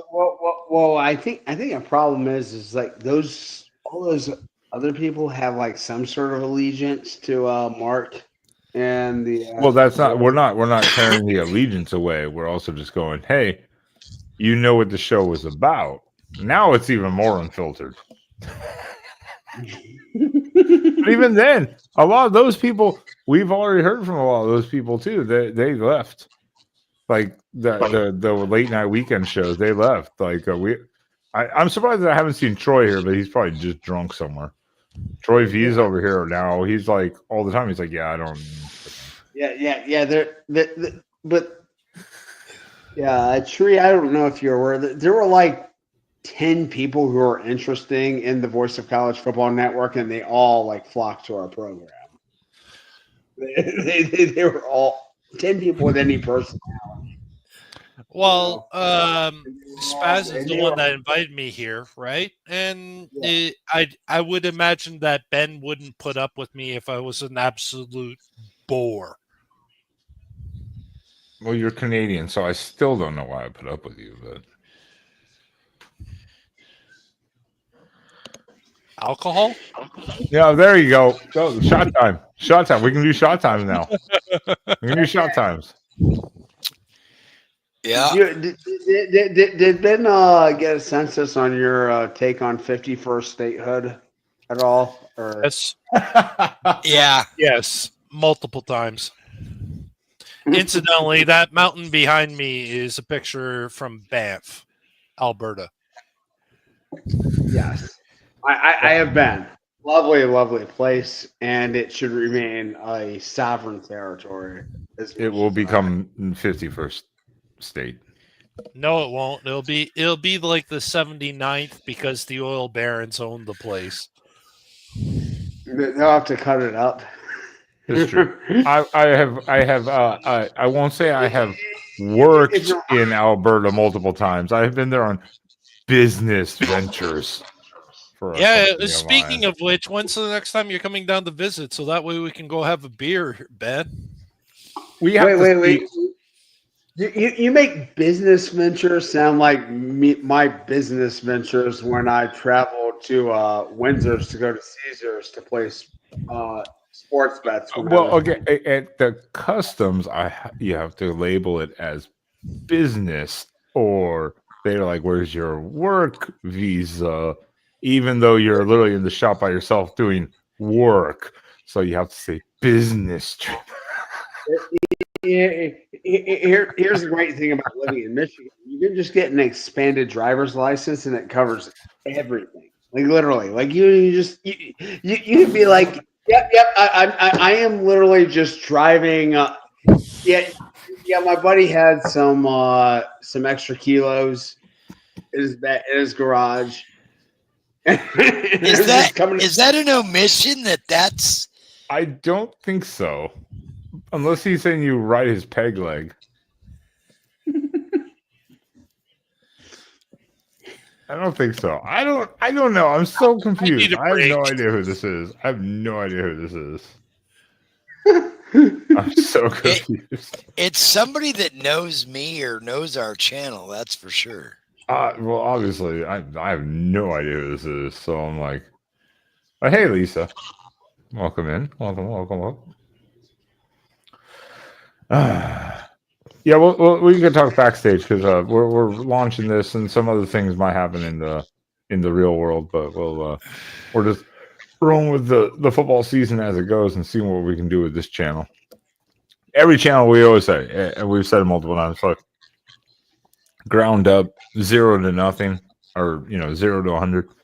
It's going to take a lot of time. So, Yep. it is what it is, and we just work for it. Let it be as organic as we can be, I do want to get like some serious football takes from you guys. I mean, like beating the absolute tar out of one of the top 2 or 3 FCS programs in the country week 1. And then doing whatever the hell it is you did to Oklahoma State today. I mean, like, what kind of optimism does that provide you with? It gives me, and it gives some people on Twitter have even said today, that this gives them a little more. People are starting to say now that they might put us as the favorite in Happy Valley in 3 weeks. Well, I mean, I would 100% do that today. I mean, based on today's performance, there's no question you guys were way more impressive. I mean, we scored on 8 of 10 possessions. We scored on 9 of 9 possessions last week. I mean, that's just unheard of. And I mean, I said this in one of the calls on the VLCFB call made last week. It's like you do have to differentiate like some of these names. Like Montana State is not Grambling. Right. Yeah. I mean, and Montana State this year is not Montana State last year, but there's still they're a solid FCS team. They're not like the North Dakota States of like 4 or 5 years ago, but they're still a solid FCS team regardless. But like Montana State plays Oregon State next week, and I give you a touchdown, are you taking it?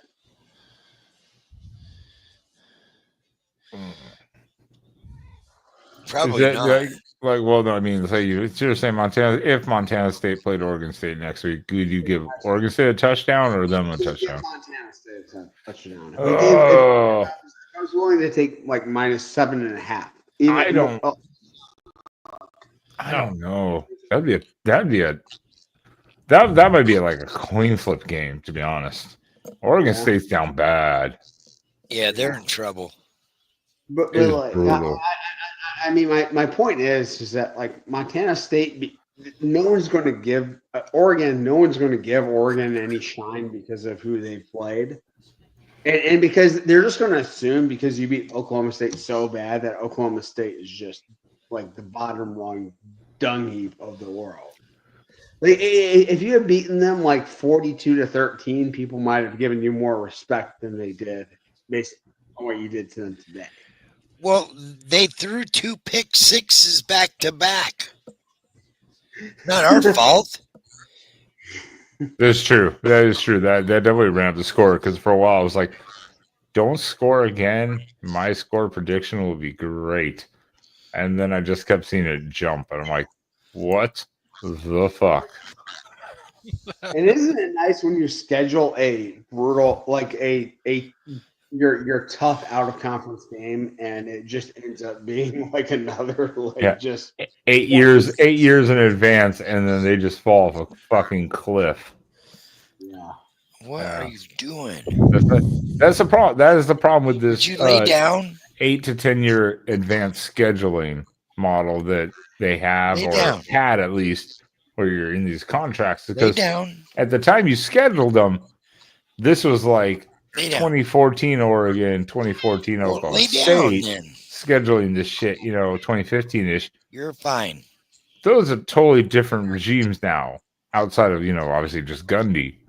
But Oregon's a whole different regime a couple times. So Well, Well, and I that, think after the start that we had last year against the two non-cons, I think Lanning's like, you know what? This year he's like, it's all gas, no brakes. Yeah. well, this is the argument I made when I don't understand you guys.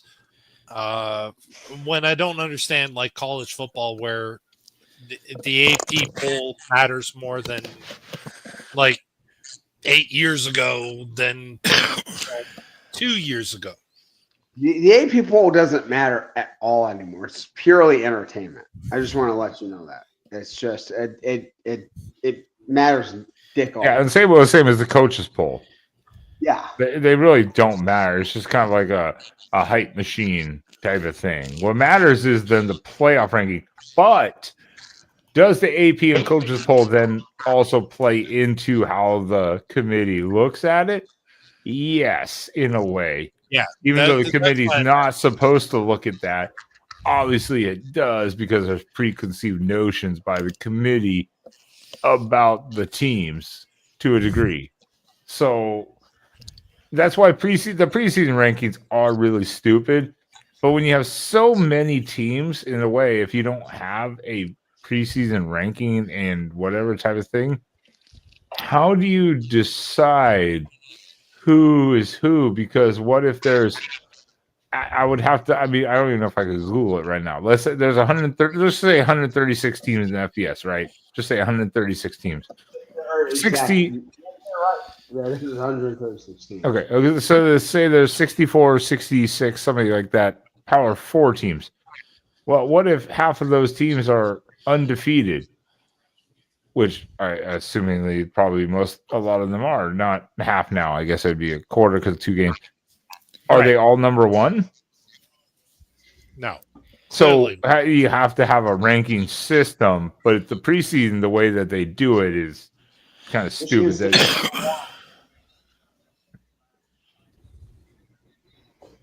So that's why it's like it's all subjective. At the end of the day, a lot of times in the season, it works itself out. But there are those biases towards certain teams and stuff like where they should have never been as high as they were to begin with. That happens. I don't know if Tria is exactly familiar with the process of college football. Basically, they play like close to like 3/4 of the season, and then the college football playoff committee, which is the one that really actually matters, releases Right. their initial rankings, like the last week of October or first week of November, wherever. November 6th or 7th, I think, something like that. Usually. Okay. Something like that. So basically all the rankings that they have before then are just sort of show rankings. And Okay. Well, they have a coaches poll, and pretty much every coach in the country outsources their ranking obligations to some SID, sports information director, who okay. compiled. Right. And, Well, the same dickhead that what's his face, Darth Hurley is outsourcing the scouting reports to? In the case of the Tar Heels, Man, I wouldn't imagine. I would not be surprised if Jordan Hudson was putting together Bill Belichick's. I will say one thing about the coaches poll and the AP though. I don't know what the type of communication there is with those systems. Generally, the coaches poll and the AP poll are really close together though. Very cool. well, There might be a few conflicts of like a few spots, but generally there's only like one spot difference between teams a lot of times. But I think that they're also just Stop. I don't know who's No. influenced by who in what way, but generally they're pretty down. close to each other, which is And, kind of surprising. and one down. one issue I have always had with the media poll with the is that they assign a lot of beat reporters Lay to down. these poll rankings or to these Lay down. AP rankings, and those reporters are only reporting on like one team. Like they're deeply dived in and focused. Yeah. And they pay peripheral interest. Like they're not clued in to like who's well, good. I mean, let's look at it honestly. It's like if Ben and Baz and you were to watch all the games just from today alone, you wouldn't be here right now. You guys would be still watching those games until like 4:00 tomorrow morning. Right? You would think you would hope so, but it's just not. No, I don't hope. I would just say if What is you guys going on right now? physically could do it, you'd be here. No one's watching all the games all the time, nor is the committee. They are watching like the highlight reels Lay down. and looking at the numbers, in which is not a bad thing. Lay Those numbers, down. All You're right. really gonna piss me off. God damn it, Spaz. Mute your mic once in a while. Fucking A. Jesus, I don't need to hear you yelling at your pussy all the time. Jesus. But yeah, no, numbers don't tell the story because there's context to the numbers of like why a team is beating a team by this and this, which can be takeaway. So no one's going to get perfect because you have to watch the games a lot of the times to get what happened. So yeah, no one's perfect. No one has that much time in their lives. No. No one has that much time in their lives. I'm sorry. Even the most diehard college football fans don't have that much time. Well, I mean, honestly, if you didn't have a job and you had no life, just today's games, if you were to watch all, what is it, like 50, 100 games, you'd be watching until Thursday this upcoming week. Oh yeah, at least mid Wednesday, at least. Right. At least. And nobody's got that time. Nobody. No. I mean, we yeah, there are 150 Rainmen out there. So that's 75 games. Yeah, I mean, just today, you want me to sit here and count how many games there were just today that are listed. Well, FBS 1, I saw like 20 games. Well, let me just say, if you weren't grinding the Nebraska Akron game to the end here, I mean, like, what kind of college football fan can you call yourself, right? Well, I don't know. You could be a diehard fan of the game. Yeah. You could be a potential NFL scout where you're looking at, okay, I'm looking at the second tight end. I'm looking at the third middle linebacker. I'm looking at the second safety. I'm looking at the wide receiver number 1, and that's what you're paid to watch. Whether you love the game or not, I don't know at that point. Me personally. All right, I stopped counting at 60. I try to love 70 games. I try to love the game. I try to love sports. Yeah. I try to love the game of football. I played it. I love it. Do I get all of the professional leagues and all the different rules? Not really. I mean, come on, man. I got to work for a living. Well, that's what I mean. This is why I say when we're doing this, I'm like, dude, I do like my Sunday night show.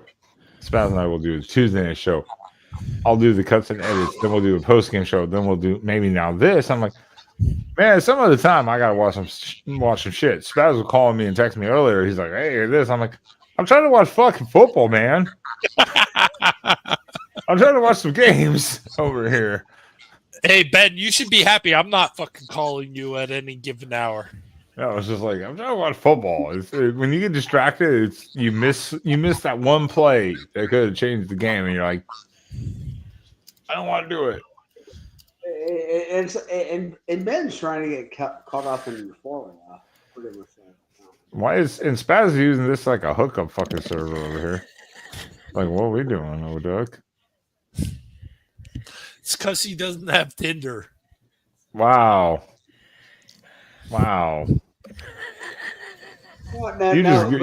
Jesus Christ! What is happening right now? Spaz has is better than 10. Hey Ben, it's nice to know that you're a sexy second. I'm still proclaiming myself as the hottest guy on YouTube. No, you can continue doing that. Your and my views do not coincide. I can self-proclaim it. It doesn't mean it's true. But Spaz is so much better than Tender. He has a street corner in Eugene that he has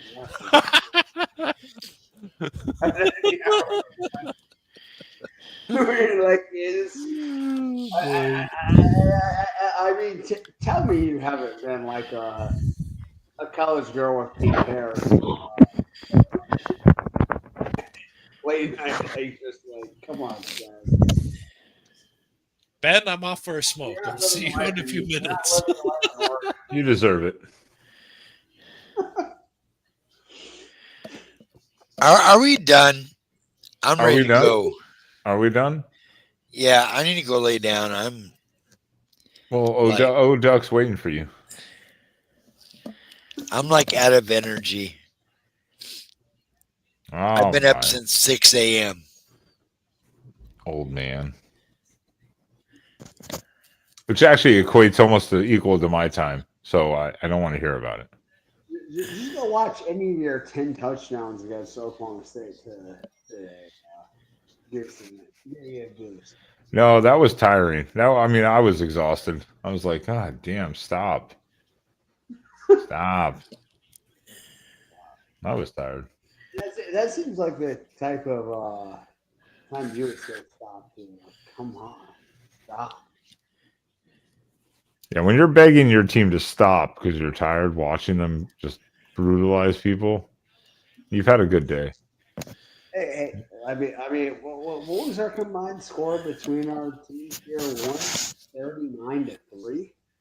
Yeah, something like that. You beat us by 1 point. Yeah, and it was 139-3. So I was like sort of following it live. One time it had Oregon go up to 75. Was there a touchdown that got called back at the end or something? There wasn't there, or something like that? Because I thought I saw the score go to 75, and I was like, Jesus Christ, we're about to hit our record maybe if we get one more touchdown. So something happened. There was a glitch or something like that because I saw 75 too. Yeah, there was a glitch. I don't know what happened, but I was actually driving home at that time. I think Tennessee hit 75 too. They hit 72, I think. Tennessee. Where are they? 72. So Mr. Amalivia, he probably he's having some second thoughts right now, isn't he?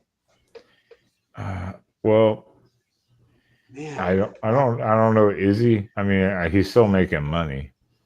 Well, but they just got like trucked by UNLV tonight. Yeah, but I don't know if it's him Or that he also just likes the fact that his coach and Deshaun Foster is delusional.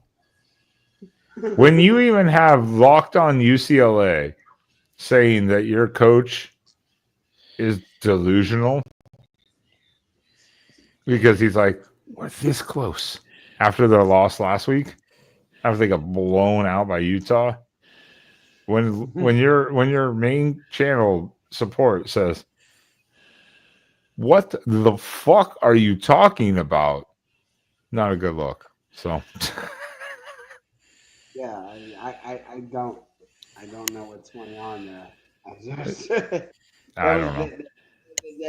That's one of the great bag fumbles of all time.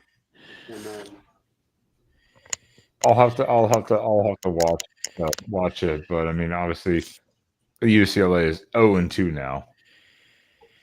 Not a great start to before Big Ten, the Big Ten schedule even. Not a good start.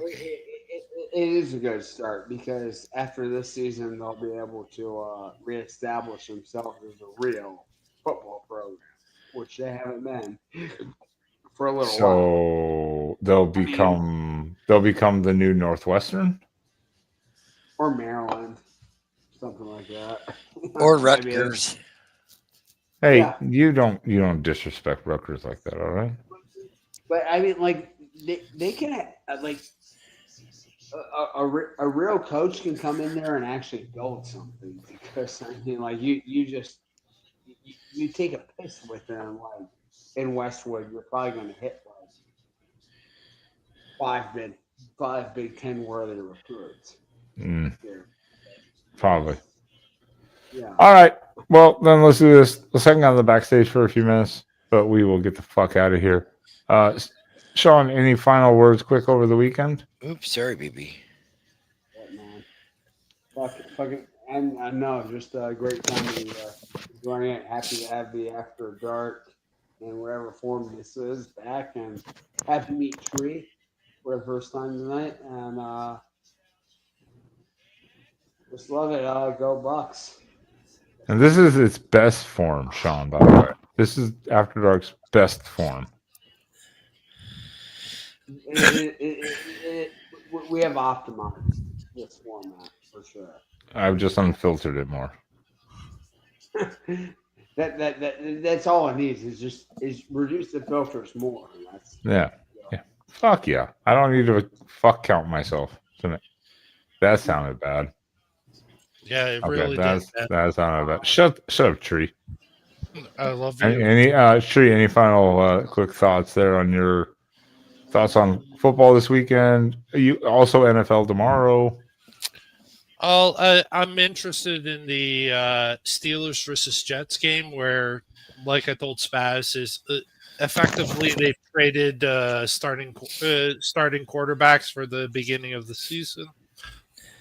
We'll see where they wind up, and in the case of Miami, well, I guess we'll have to see if Tua can actually survive a whole season this year. If he gets one more concussion, he's done.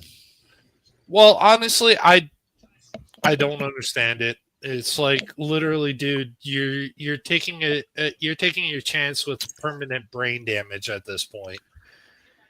Right? Troy Aikman had like 6 in like a 4-year stint and retired at like 31 because he had multiple concussions.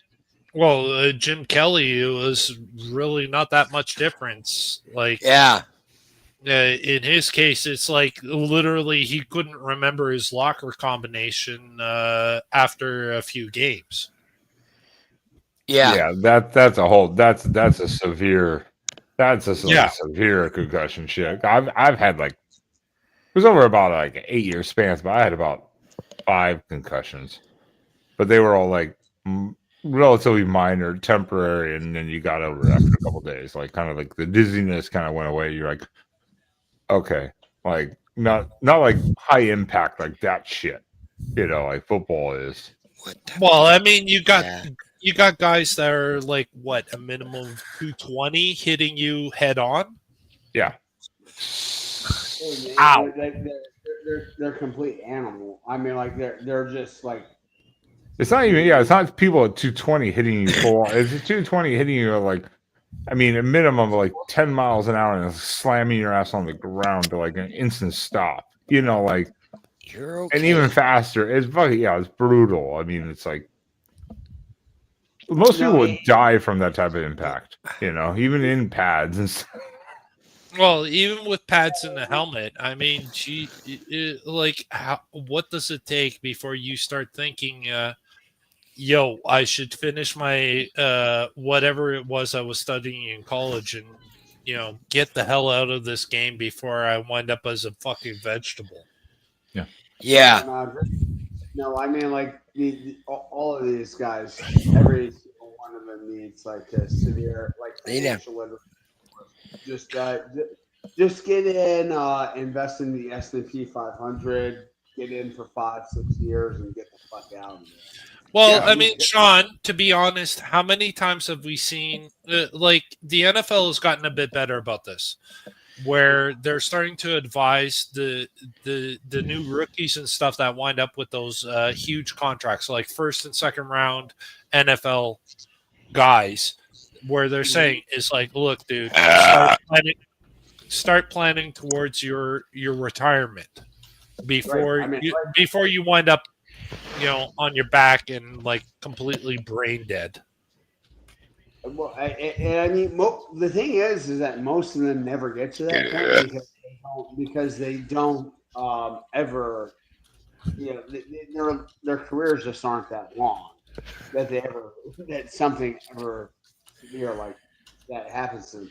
But they're making good enough money in the short term that they can like build a really good asset off of it. Well, even if it's a late round draft pick and you're making like $400K a year, like shit for like 2 years, put that away and like you're going to be in such good shape for your future.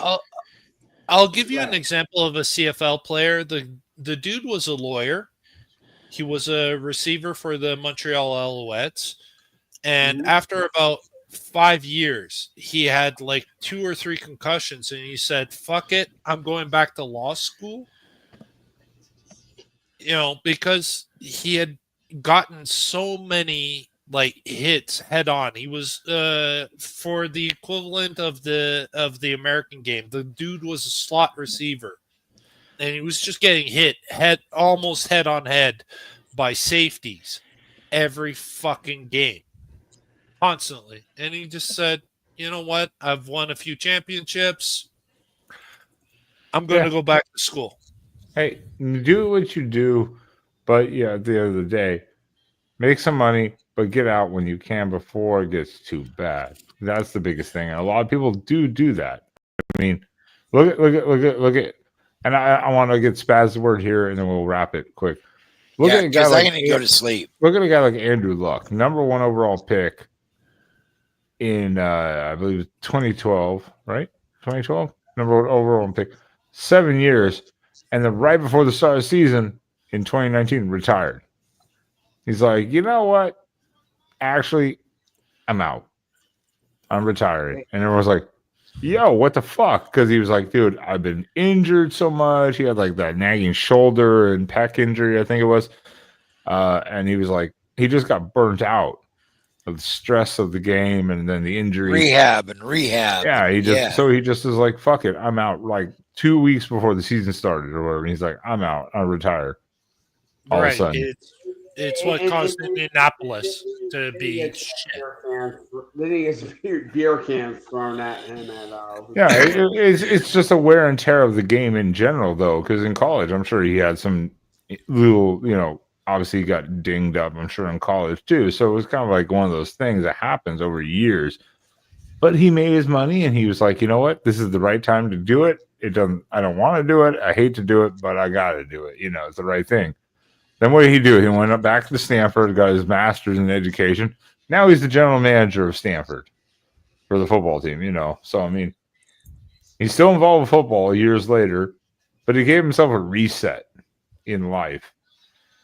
And he doesn't have to deal with getting fucking hit all the time. And unfortunately, not everyone has that option. Like a lot of people don't have that. A lot of pro football players don't have that option. Of, Well, no, fuck no, of course not. I'm saying that's kind of a unique individual story, but those are the types of things that can happen because even Spaz can attest to this. Oregon added a new staff member a Mark couple Smart. weeks ago. Yeah. Former defensive back for the Miami Dolphins, Verone McKinley. Yep. He's now on the Oregon staff. What's his role on the Oregon staff? He's Defensive consultant. yeah. I was like, he's just basically an analyst consultant. He watches recruiting and stuff like that and does practice stuff. He has money though. He made it in the NFL, so he came back. He got hired on. And it's like, sweet, good to have you back, Verone. All right. All right, Spaz, your final word on this weekend and anything for this future week. On to the next.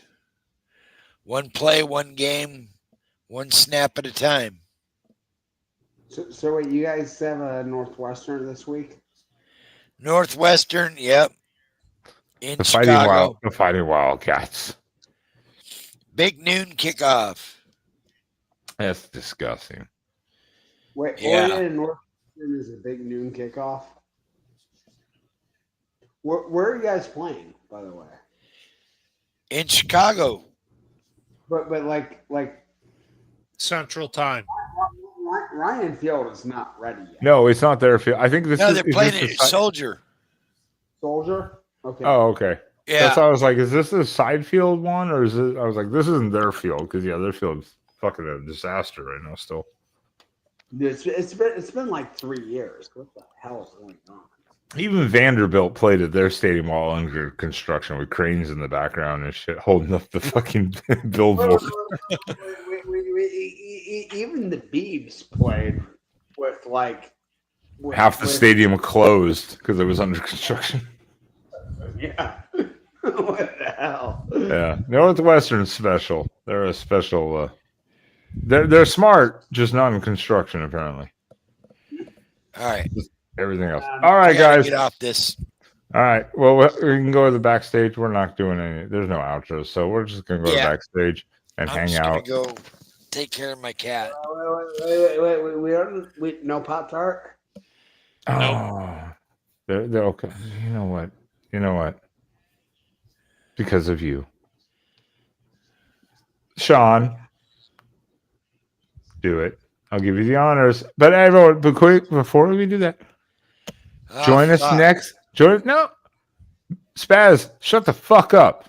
Join us next Saturday. We might do it after dark. If not, we will do it the next week after that. Pay attention. Hit that subscribe. Hit that notifications, and we will see you guys soon.